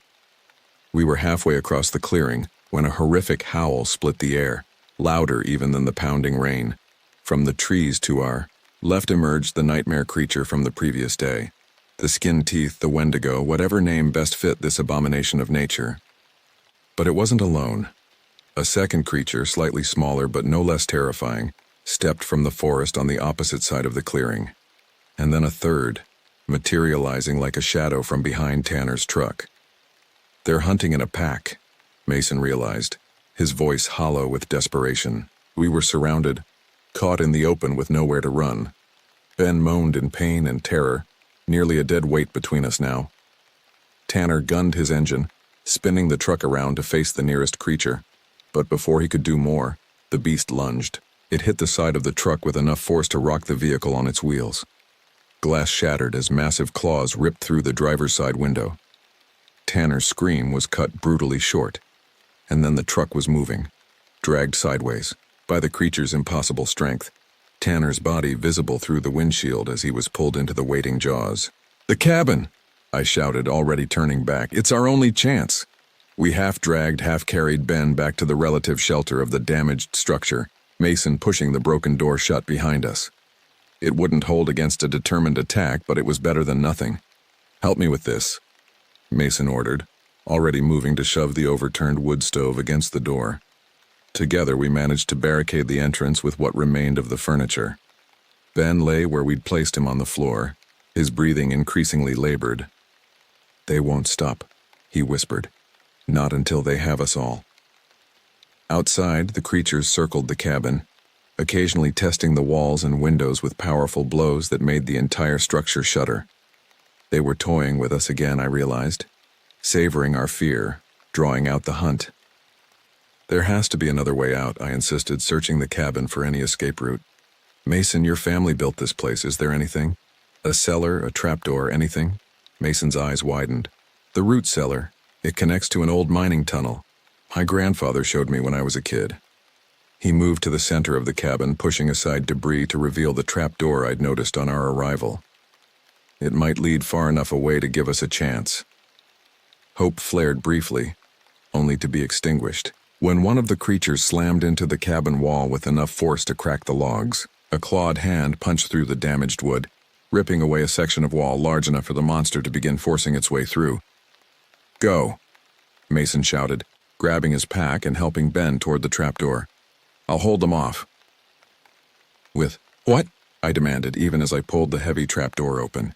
Mason reached behind a fallen shelf and retrieved a red metal can, gasoline for the generator. "With this and these." He produced a book of matches from his pocket. The realization of what he intended hit me like a physical blow. "Mason, no. You'll never make it out. Neither will any of us if they get through before you're safely in the tunnel," he replied, his voice steady, despite the fear in his eyes. "Get Ben out. Find the elder in Boise. Tell him what happened here." The creature had widened the hole in the wall enough to force its head and one shoulder through, jaws snapping at the air as it struggled to reach us. Its companions were attacking other sections of the cabin, the whole structure groaning under the assault. "Mason," I began, but he cut me off. "Go!" he roared, already unscrewing the cap on the gasoline can. "Now!" I helped Ben down the ladder into the darkened cellar below, my heart breaking with each rung we descended.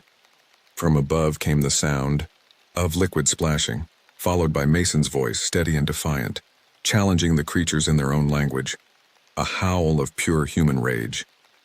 The last thing I saw before closing the trapdoor was Mason, standing amid the ruins of his family's cabin, match raised, surrounded by spreading pools of gasoline and the encroaching forms of nightmare-made flesh. The underground darkness swallowed us just as a whoosh of flame ignited above, followed by inhuman shrieks of fury and pain. The trapdoor grew hot against my back as I leaned against it, tears streaming down my face for the friend who had sacrificed himself to give us a chance at survival. Ben's labored breathing drew me back to the present crisis. Using the flashlight, on my phone I surveyed our surroundings. A small root cellar with earthen walls and a narrow tunnel leading away into darkness. "Can you walk?" I asked Ben, who nodded weakly. "I'll try," he gasped. "But Alex, Mason..." "I know," I said, my voice breaking. "I know, but we have to move. We have to make his sacrifice mean something."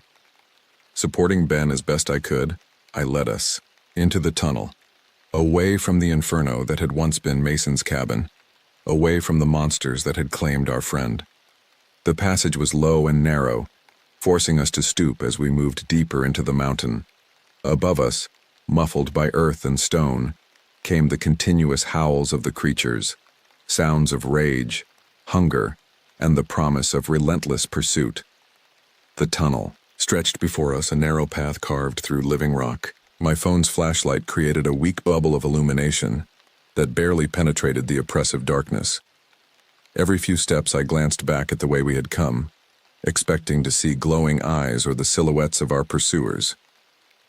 Ben stumbled. Beside me, each labored breath a reminder of how precarious our situation remained. His wounds continued to seep blood, leaving a trail that I knew would only make it easier for the creatures to follow once they decided to pursue us.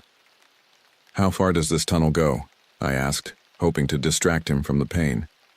"Don't know," Ben gasped. Mason mentioned. "Old mining operation. Early 1900s. We continued in silence after that, conserving our strength for the journey. The tunnel occasionally branched, forcing me to make blind choices about which path to follow. I tried to maintain a consistent direction, away from the cabin, downhill whenever possible, toward what I hoped would eventually be safety. After what felt like hours but was probably less than one, the narrow passage widened into a larger chamber. The ceiling rose high enough that we could stand upright, and the remains of timber support suggested this had once been a proper mining operation. "Need to rest," Ben whispered, his face gray with pain and blood loss. I helped him sit against one wall, then checked his wounds as best I could in the dim light. The gashes were deep, and several showed signs of infection already, red, inflamed, edges and an unnatural heat radiating from the damaged tissue. "We need to get you to a doctor," I said, knowing how inadequate the statement was. We were miles from civilization, trapped underground with monsters potentially on our trail. Ben managed a weak smile. "Just need. Catch my breath." I nodded, though I could see he was fading. Without medical attention soon, he wouldn't survive, regardless of whether the creatures found us. A distant sound echoed through the tunnel, a scraping, followed by what might have been a low growl. I froze, straining to hear over the pounding of my own heart. "They're coming," Ben whispered, his eyes wide with renewed terror. I helped him to his feet, ignoring his groan of pain. "We need to keep moving." The chamber had 3 exits besides the one we had entered through. I chose the passage that seemed to slope downward most distinctly, hoping it would lead us toward the valley floor and eventually to a road or settlement. We had gone perhaps 100 yards when the sounds behind us grew louder. Definite movement now. The click of claws on stone. The low, rumbling breath of something large moving through confined space. "They're in the tunnels," I hissed, urging Ben to move faster despite his deteriorating condition. The passage narrowed again, forcing us to crouch and eventually to crawl. Ben's strength was failing rapidly, and I found myself practically dragging him forward. The sounds of pursuit grew louder, more urgent. The creatures had caught our scent and were closing the distance. Just as despair threatened to overwhelm me, the tunnel ahead lightened and I felt a faint breeze on my face. An exit. With renewed determination, I pulled Ben toward the promise of freedom. The tunnel mouth appeared, a jagged opening partially concealed by brush and fallen rocks. Beyond it lay forest, the trees silvered by moonlight. "Almost there," I encouraged, though Ben was barely conscious now. "Just a little further." We emerged from the earth into a small ravine, the steep sides rising a dozen feet above us on either side. The night air was cool and damp, carrying the scent of pine and recent rain. For a moment I simply stood breathing it in, grateful to be above ground again. The moment of relief was shattered by a howl from the tunnel behind us, so close it made me jump. There was no time to rest or plan. I hoisted Ben over my shoulder in a firefighter's carry, staggering under his weight but driven by pure survival instinct. The ravine floor was uneven, strewn with rocks and fallen branches that threatened to trip me with every step. I followed its course downhill, knowing the geography of these mountains meant it would eventually join a larger creek or river valley. Behind us, the howl was answered by others, the pack communicating, coordinating the hunt. I tried not to think about what that meant, focusing instead on each step, each breath, each moment of continued survival. The ravine widened gradually, the sides becoming less steep. Eventually, it opened into a broader valley where a small stream gurgled over smooth stones. Moonlight filtered through the canopy above, creating patches of silver amid the darkness. Ben had stopped responding to my questions or encouragements. His breathing was shallow, his body limp.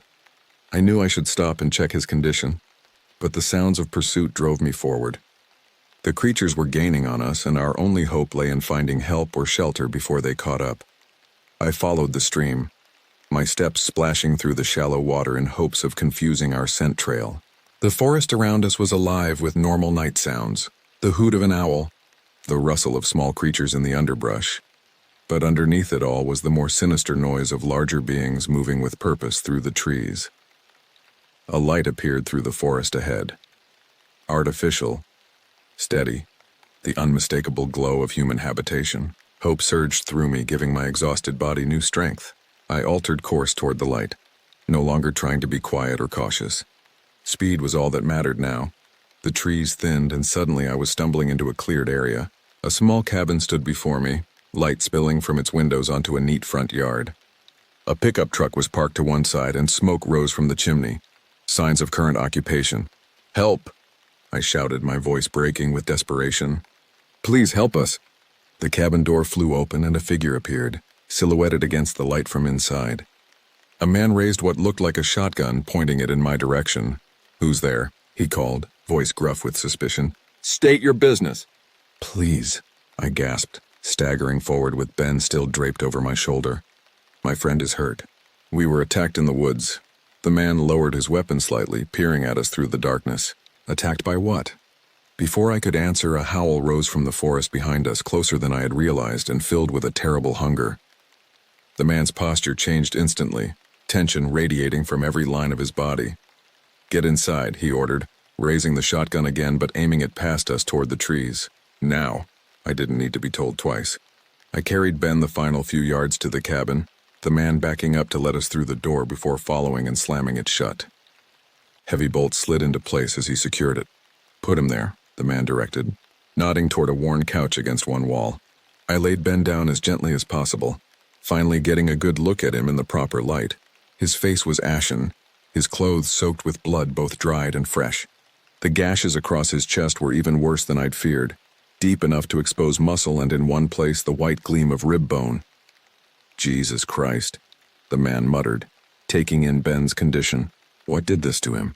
"Something in the woods," I replied, unwilling to sound insane by describing what we'd actually seen. "It killed our friend.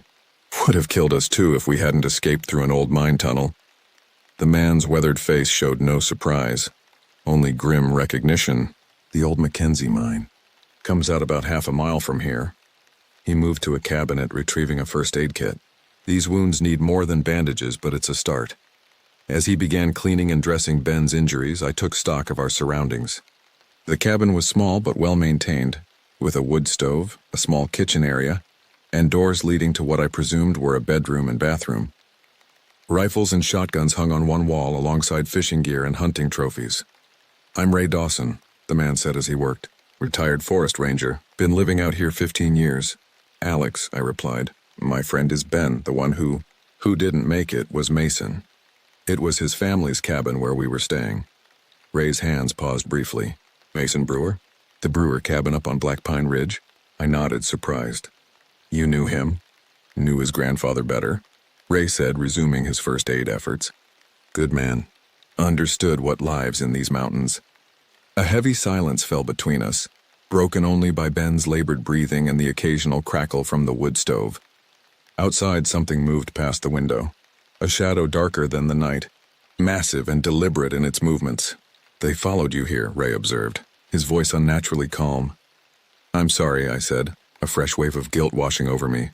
"I didn't know where else to go." Ray shook his head. "Not your fault. They've been getting bolder lately, more aggressive. Used to be they'd stay in the deep wilderness, only come near people in the worst winters when game was scarce." He finished bandaging Ben and stood, moving to check the windows. Now they're hunting humans deliberately, like they've developed a taste for it. What are they? I asked, finally voicing the question that had haunted me since our first encounter. Ray considered me for a long moment before answering. Different tribes have different names for them. Skin teeths, Wendigo. The old Salish people who lived here first called them Sitskets, wild men of the mountains. But names don't much matter. What matters is they're old, they're smart, and they're hungry. How do we stop them? I pressed. Ray laughed, a short, bitter sound. You don't. You avoid them, you hide from them, or you die. Only thing that keeps them at bay is fire, and even that's just temporary. A loud thump against the cabin wall made us both jump. Something large was testing the structure, probing for weaknesses just as it had at Mason's cabin. They remember what happened at the other cabin, Ray muttered, retrieving a shotgun from the wall rack. They'll be more cautious this time. The attack, when it came, was coordinated and frighteningly intelligent. One creature slammed repeatedly into the front door while another clawed at the roof, creating a distraction while a third began methodically tearing at the logs of the back wall. Ray fired through a window, the shotgun blast momentarily driving back the creature at the door, but they quickly returned, their assault becoming more focused, more determined. We can't hold them off forever, Ray said grimly, reloading his weapon. And your friend needs a hospital. Do you have a vehicle? I asked, gesturing toward the truck I'd seen outside. Ray nodded. Won't do us much good if we can't get to it. A new sound joined the cacophony of the attack, the splintering of wood as claws finally broke through the rear wall of the cabin. Ray swore, pumping his shotgun and firing at the emerging limb. The creature howled in pain but continued its assault, driven by a hunger that outweighed even self-preservation. We need a diversion, Ray decided, moving to a cabinet beside the stove. He retrieved several red emergency flares and handed them to me. These burn hot and bright. The creatures hate them. When I say go, head for the truck. I'll be right behind you with your friend. I nodded, gripping the flares tightly. Ray returned to the window, timing his shots to coincide with the creature's approaches. The wall behind us continued to splinter, gaps appearing between logs that had stood solid for decades. Get ready, Ray warned, reaching for something on a high shelf, a metal can with a homemade label. When I throw this, light a flare and run for the truck. Don't stop, don't look back. I positioned myself by the door, one hand on the bolt, the other clutching a flare.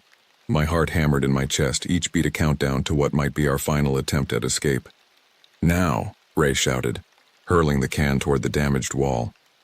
It burst on impact, releasing a cloud of pungent liquid that immediately caught fire from a match Ray had struck. The flames spread rapidly, and the creature attacking the wall screamed in pain and rage. I slid back the bolt, lit the flare with trembling hands, and yanked open the door. The night outside was chaos. Massive shapes moving through darkness, glowing eyes reflecting the flare's crimson light. I held the burning stick before me like a talisman, sweeping it in wide arcs as I sprinted toward the truck. Behind me, Ray emerged from the cabin, Ben slung over his shoulder just as I had carried him earlier. In his free hand he held a flaming branch from the wood stove, waving it to keep the creatures at bay. I reached the truck first, yanking open the driver's door and scrambling inside. The keys hung from the ignition, a small mercy in our desperate situation. I started the engine as Ray arrived with Ben, helping load the injured man into the backseat before climbing in himself. Go, he ordered, slamming his door shut just as a creature lunged toward the vehicle. Massive claws raked down the side of the truck, leaving deep gouges in the metal. I slammed the accelerator and we lurched forward, tires spinning in the loose dirt before finding purchase. The truck leaped ahead, nearly hitting a tree before I managed to steer it onto the narrow track that served as Ray's driveway. In the rearview mirror, I could see the cabin burning, flames engulfing the structure as the creatures circled it in frustration. One broke away from the others, dropping to all fours as it began to pursue our vehicle. It's following us, I shouted over the roar of the engine. Ray twisted in his seat, looking back through the rear window.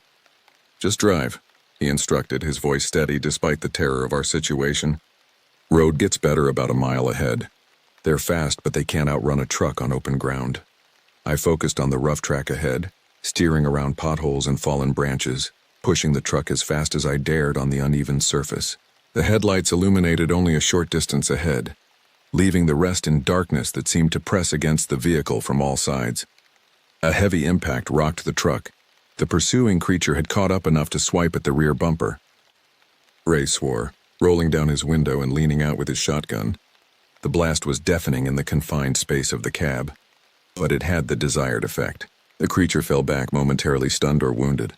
The track widened suddenly, the surface improving from rutted dirt to packed gravel. I pressed the accelerator harder and the truck responded, putting distance between us and the nightmare behind. "Town's about 15 miles ahead," Ray said, keeping watch out the rear window. "Hospital's small, but they can stabilize your friend until he can be transferred somewhere with better facilities." I nodded, hands gripping the steering wheel so tightly my knuckles showed white. Ben made a weak sound from the back seat, still alive, still fighting, though for how much longer I couldn't say. We drove in tense silence for several minutes, the forest gradually thinning as we approached more populated areas. Occasionally, Ray would instruct me to turn at a junction, guiding us toward town by the most direct route. "Will they follow us into town?" I asked as the first scattered houses appeared along the roadside. Ray shook his head. "Not their territory.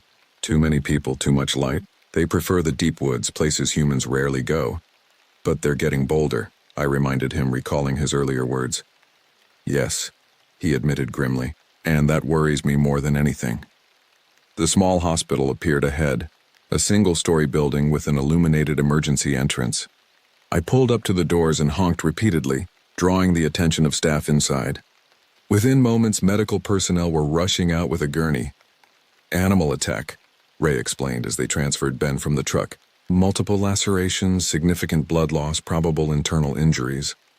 They whisked Ben away, a doctor already calling for blood and antibiotics as they disappeared through the automatic doors. Ray and I followed, finding ourselves in a small waiting area with uncomfortable plastic chairs and outdated magazines. A nurse approached with clipboard and forms, asking for details about Ben's injuries and medical history. I provided what little information I knew, conscious of Ray's warning glance whenever the nurse pressed for specifics about the attack. "Bear," I said eventually, the lie tasting bitter but necessary. "It was a bear." The nurse seemed satisfied with this explanation, making a note before hurrying back to the treatment area. Ray and I were left alone in the waiting room, the events of the past hours finally catching up to me in a wave of exhaustion and delayed shock. "What happens now?" I asked, my voice barely above a whisper. Ray sighed, rubbing a hand across his weathered face. "Now we wait. For news about your friend. For morning. For whatever comes next. And the creatures? The skin teeths? They'll retreat back into the deep wilderness for now," he replied. "But they won't forget, and they won't stop hunting, not now that they've developed a taste for us." I thought of Mason, of his final stand in the burning cabin, of Tanner torn from his truck in seconds, of Ben fighting for his life in the emergency room, all casualties of something most people didn't even believe existed. "Someone needs to stop them," I said, the words emerging as a statement rather than a question. Ray studied me for a long moment before responding. "It would take more than just someone," he said finally. "It would take knowledge, preparation, and numbers. Most of all, it would take belief, getting people to accept what's really out there in the darkness." Outside the hospital windows, the first hint of dawn was lightening the eastern sky.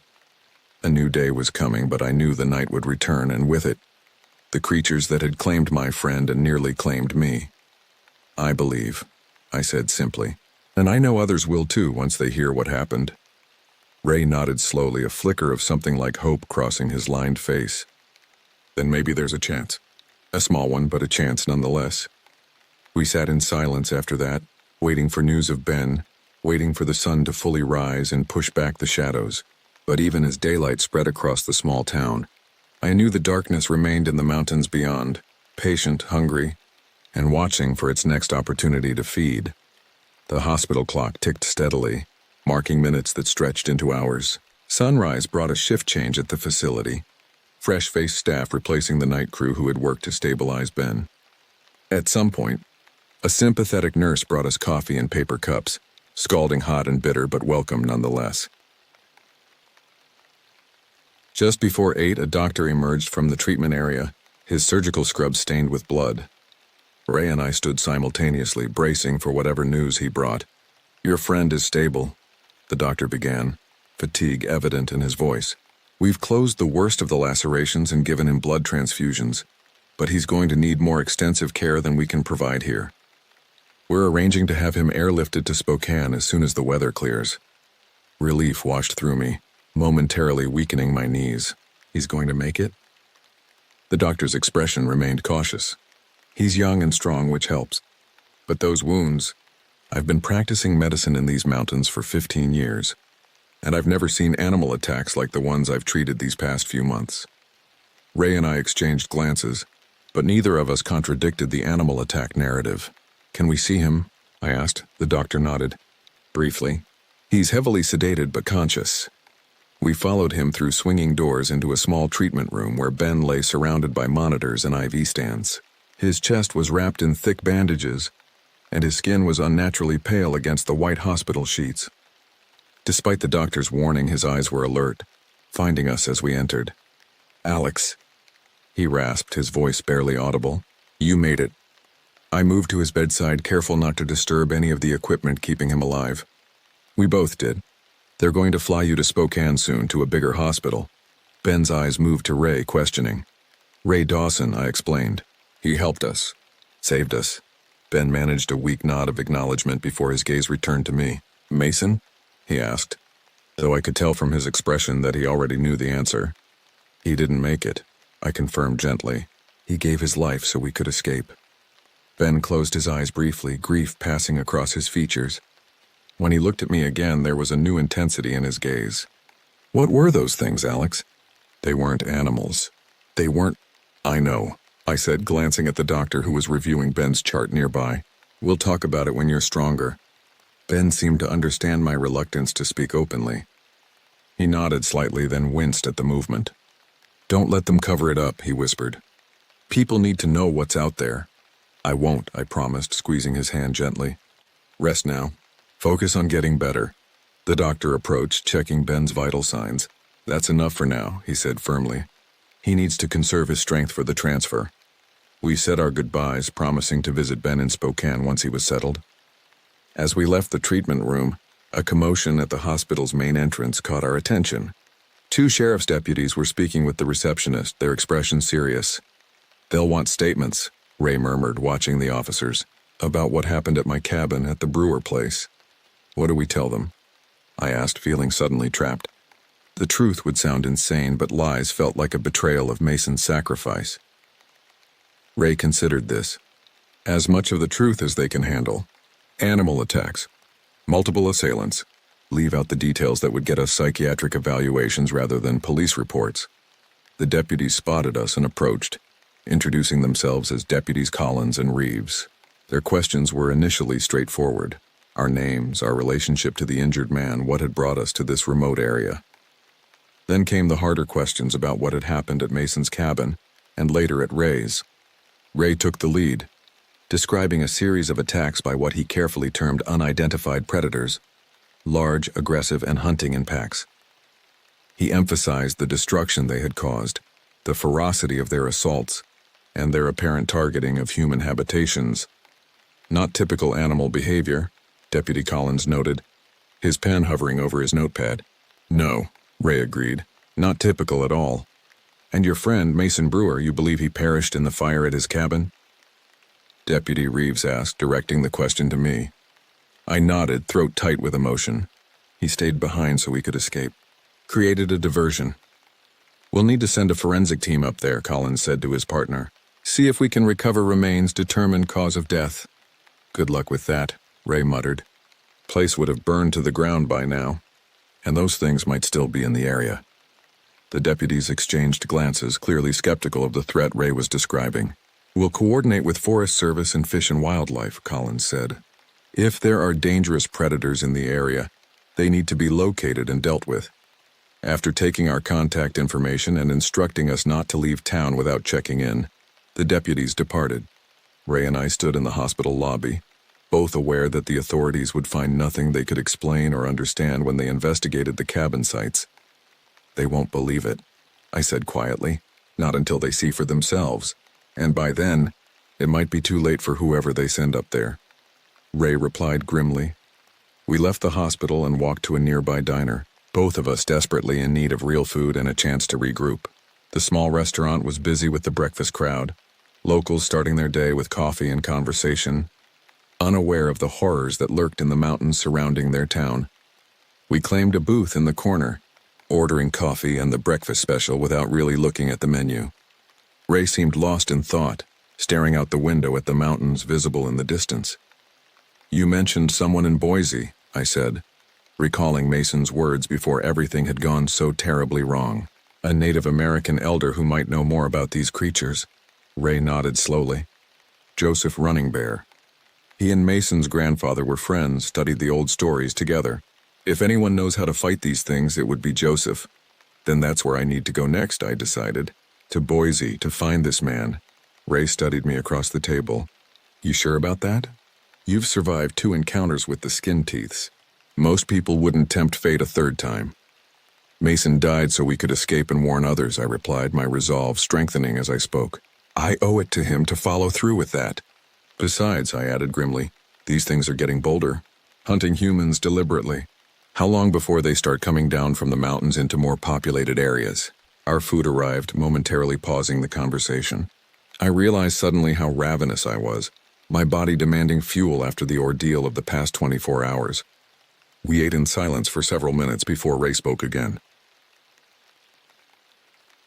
"If you're serious about this, you shouldn't go alone," he said, wiping his mouth with a napkin. "I've dealt with these creatures before. Know their habits, their weaknesses, what few they have." I looked up in surprise. "You'd come with me?" Ray nodded, his weathered face set in determined lines. "My cabin's gone. Nothing left for me here now except memories. Besides," he added with a hint of a smile, "someone's got to keep you from getting yourself killed." A weight lifted from my shoulders. The prospect of having an ally, someone who understood what we were facing and who believed me without question, was more reassuring than I could express. "Thank you," I said simply. Ray waved away my gratitude. "Don't thank me yet. We've got a long road ahead and no guarantee of success at the end of it." We finished our meal and left the diner, stepping into the growing bustle of the small town beginning its day. The sunlight seemed to mock the darkness we had experienced, the ordinary activity of people going about their lives, a stark contrast to the life-or-death struggle we had endured. Ray suggested we find a motel and get some rest before beginning the journey to Boise. My body readily agreed, exhaustion hitting me like a physical blow now that the immediate danger had passed. We checked into the same motel where Mason and I had stayed just days earlier, a lifetime ago it seemed. In the small generic room I showered, watching dirt and dried blood swirl down the drain. Every muscle ached and new bruises were blooming across my skin, souvenirs of our desperate flight through the forest. When I emerged, Ray was sitting on one of the beds, a battered journal open on his lap. "What's that?" I asked, toweling my hair dry. "Notes," he replied, turning a page. "Been keeping track of incidents over the years. Sightings, attacks, patterns. Thought it might help to review it before we meet with Joseph." I sat on the opposite bed, curiosity momentarily overcoming fatigue. "And what patterns have you found?" Ray sighed, closing the journal. "They're territorial, but their territory is expanding. Used to be they stayed in the deepest wilderness, only came near settlements during harsh winters when game was scarce. Now they're approaching cabins, homes on the outskirts of towns, and they're coordinating their attacks more effectively. Evolving, I suggested. Adapting. Or remembering," Ray countered. "The old stories say they were once more numerous, more aggressive, that they retreated into the high country only after humans became too many, too well armed. Maybe they're just returning to old ways." The thought sent a chill through me despite the warmth of the room. I lay back on the bed staring at the ceiling. How do you fight something like that? Something that's survived for centuries, adapting and evolving to become the perfect predator? Ray didn't answer immediately. When he did, his voice was heavy with the weight of knowledge accumulated over a lifetime in these mountains. "You find its weakness. Everything that lives has one. Even immortal monsters." I turned my head to look at him. "And if they don't have a weakness? Then humanity is in more trouble than it realizes," he replied simply. Sleep claimed me soon after, dragging me into a darkness filled with distorted dreams of massive shapes moving through endless forest, of Mason's face as he prepared to sacrifice himself, of Ben's blood-soaked form lying in that sterile hospital bed. I woke several times, gasping and disoriented, before finally falling into a deeper, dreamless slumber. When I next opened my eyes, the light coming through the motel curtains had the golden quality of late afternoon. Ray was gone, but a note on the nightstand informed me he had gone to secure transportation and supplies for our journey to Boise.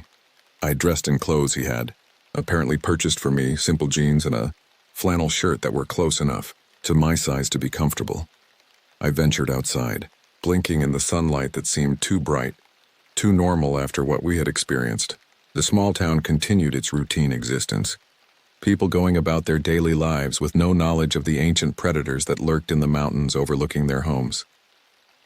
Ray returned an hour later driving a used SUV, its cargo area loaded with supplies. "Your vehicle?" I asked as he parked beside the motel. "Bought it off a widow in town," he explained. "Her husband passed last winter and she had no use for it. Gave me a fair price." "You're really committed to this," I observed. Ray's expression hardened. "Those things killed my friends, destroyed my home, and they're getting bolder. Damn right I'm committed." We loaded our few personal belongings into the vehicle and checked out of the motel. Before leaving town, we stopped at the hospital for an update on Ben. The news was positive. He had been airlifted to Spokane and was reported stable, though still critical. The doctor provided the name of the receiving hospital so we could check on his progress from Boise. As we drove out of town, I felt a strange mix of relief and dread. Relief to be putting distance between ourselves and the creatures that had nearly killed us. Dread at the knowledge that we were deliberately seeking more information about them, potentially drawing their attention once again. The drive to Boise would take several hours, much of it through remote country similar to where we had encountered the skin teeths.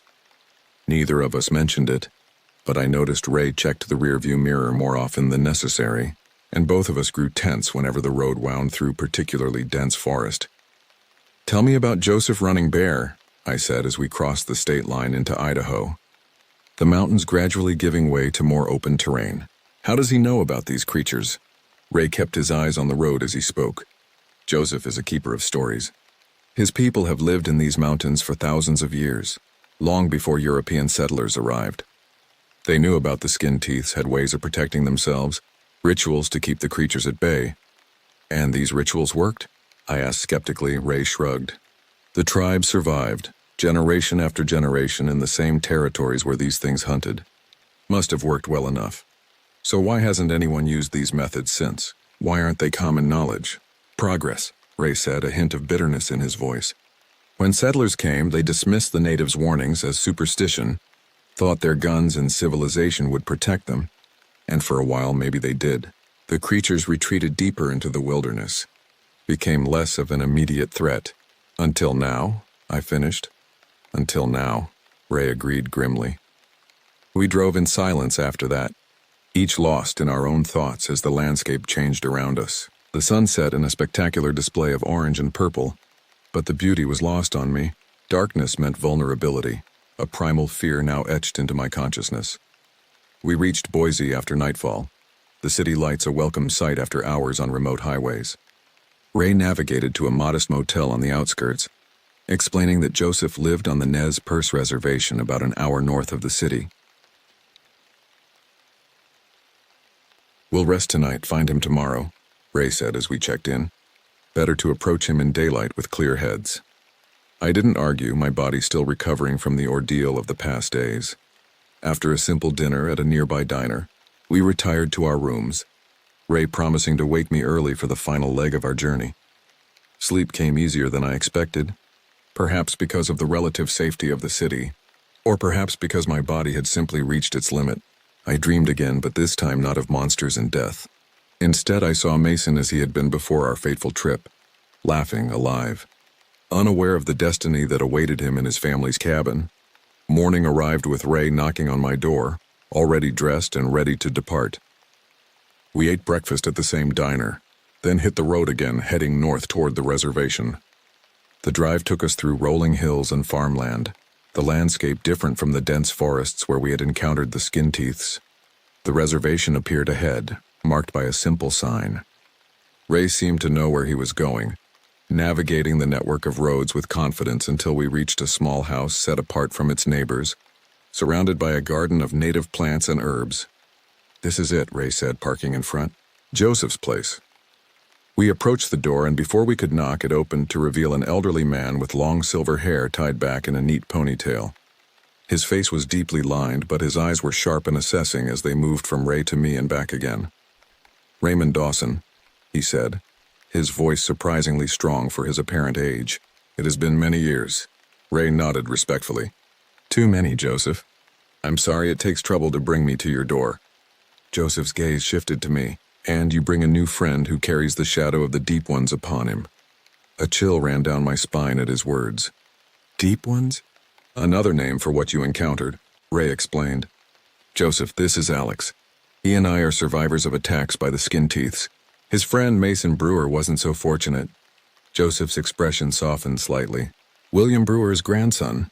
I am sorry to hear this." He stepped back from the doorway. "Come inside. We have much to discuss."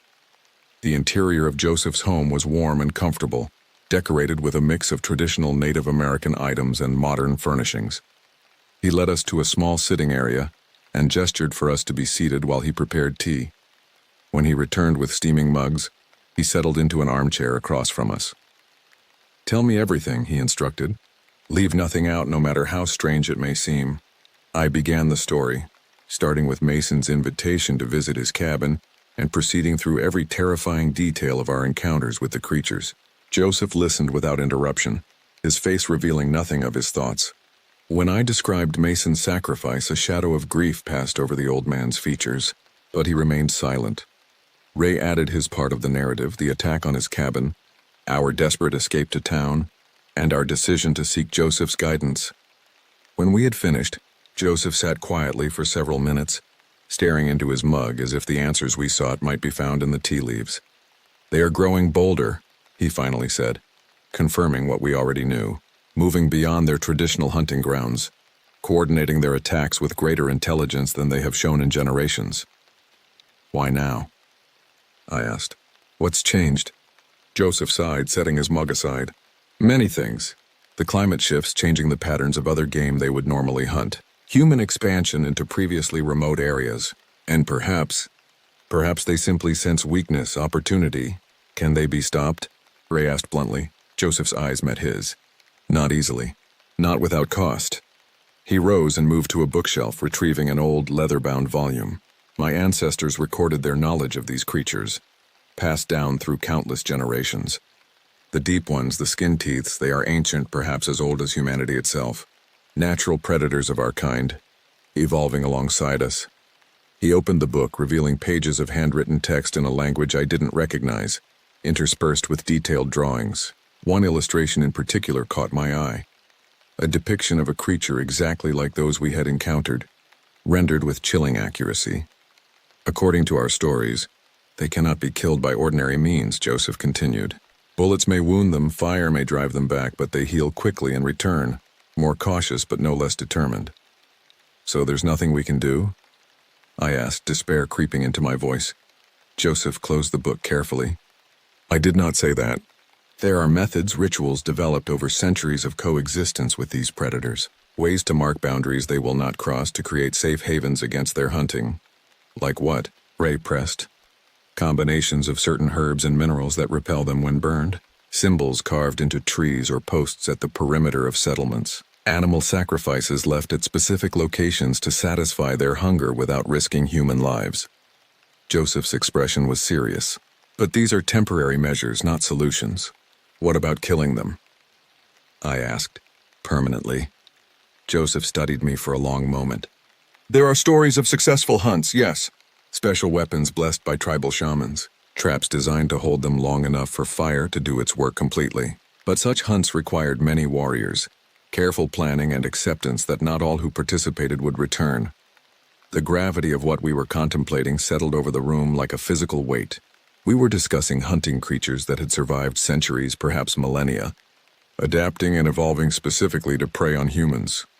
"You should understand," Joseph added, "that my people never sought to eradicate the Deep Ones entirely. They are part of the natural order, apex predators with their place in the balance of things. We sought only to maintain boundaries to ensure each species could exist in its own territory without constant conflict. That balance is broken now, Ray pointed out. They're actively hunting humans, coming closer to populated areas. If we don't stop them, more people will die. Joseph nodded sadly. Yes. And in this modern world, if enough people become aware of their existence, the response will be as it always is. Fear leading to hatred, hatred leading to extermination.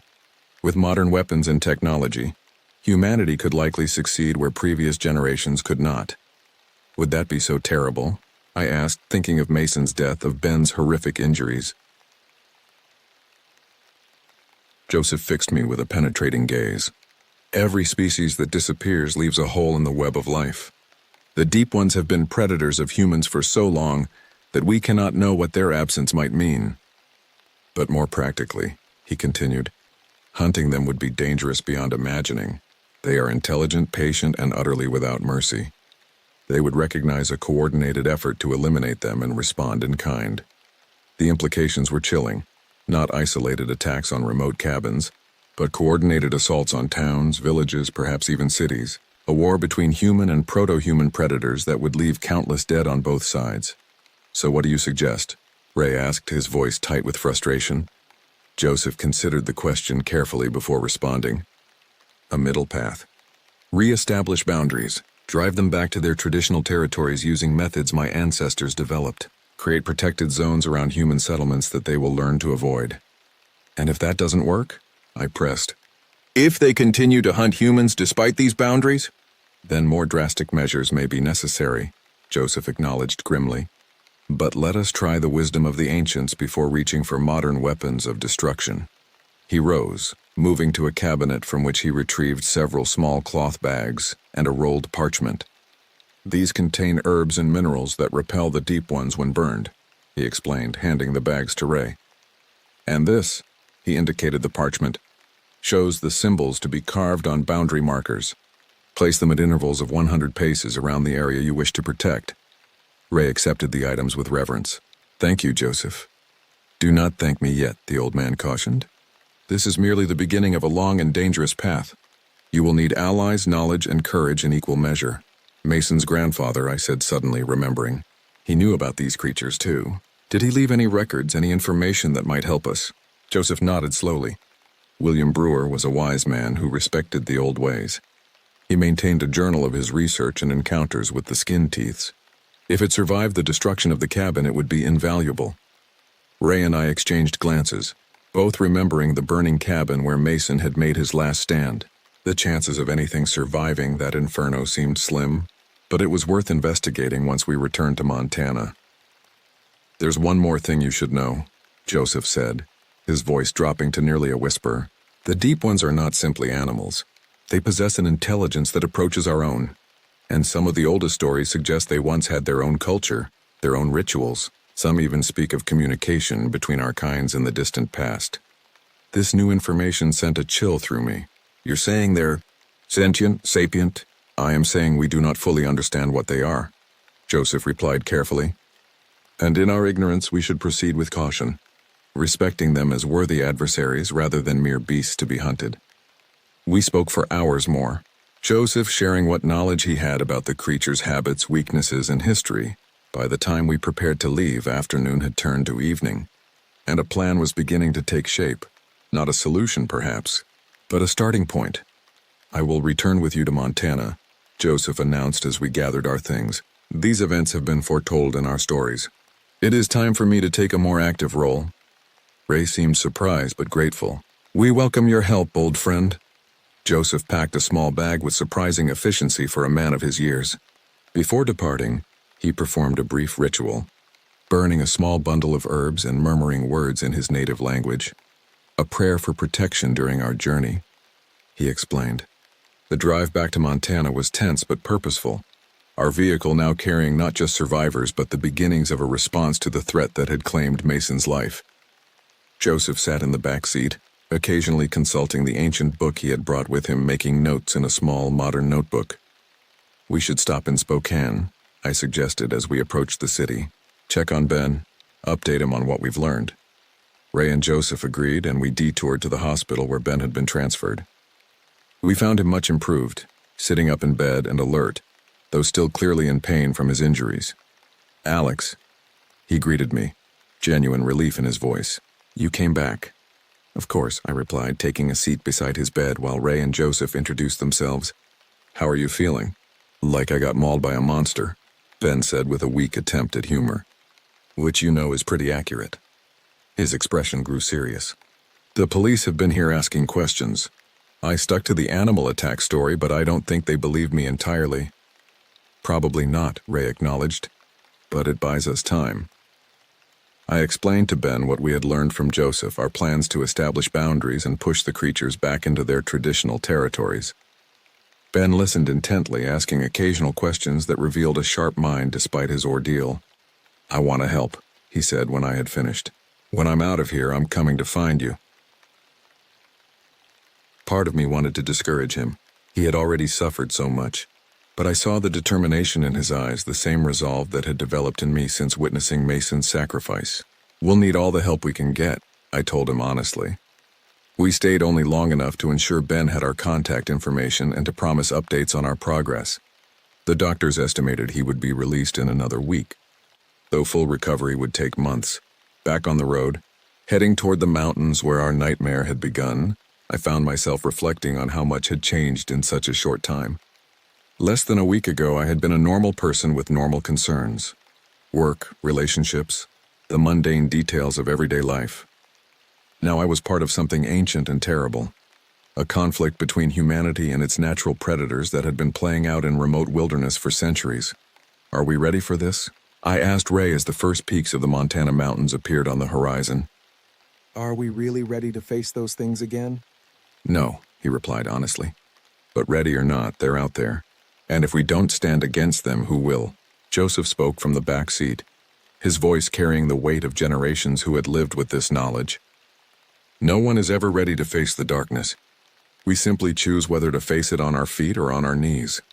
The sun was setting as we crossed back into Montana, casting long shadows across the landscape. Somewhere in those deepening shadows, the skin teeths waited, hungry and patient as they had been for countless generations. But now they faced something new. Humans who understood what they were, who carried the knowledge of how to fight them, and who were determined to reestablish the ancient boundaries between predator and prey. I thought of Mason, of his final moments in that burning cabin. "We're coming back," I whispered to the mountains looming ahead. "And this time, we're ready." The road stretched before us, leading into darkness and uncertainty. But for the first time since that fateful howl had shattered the peace of Mason's clearing, I felt something beyond fear, a spark of purpose, of resolution. The skin teeths had existed for millennia, evolving alongside humanity as our shadows, our natural predators. But humanity had evolved too, developing knowledge, technology, and the capacity to share information across vast distances. This conflict was far from over.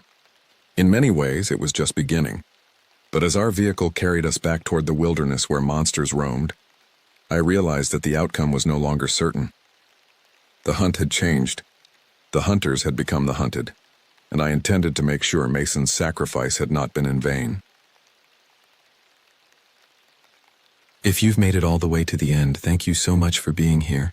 Your support truly means the world to me. Don't forget to leave a like, tell me in the comments where you're watching from and what time it is right now. It really helps a lot, and I'm deeply grateful. Until next time, have a wonderful night and sweet dreams.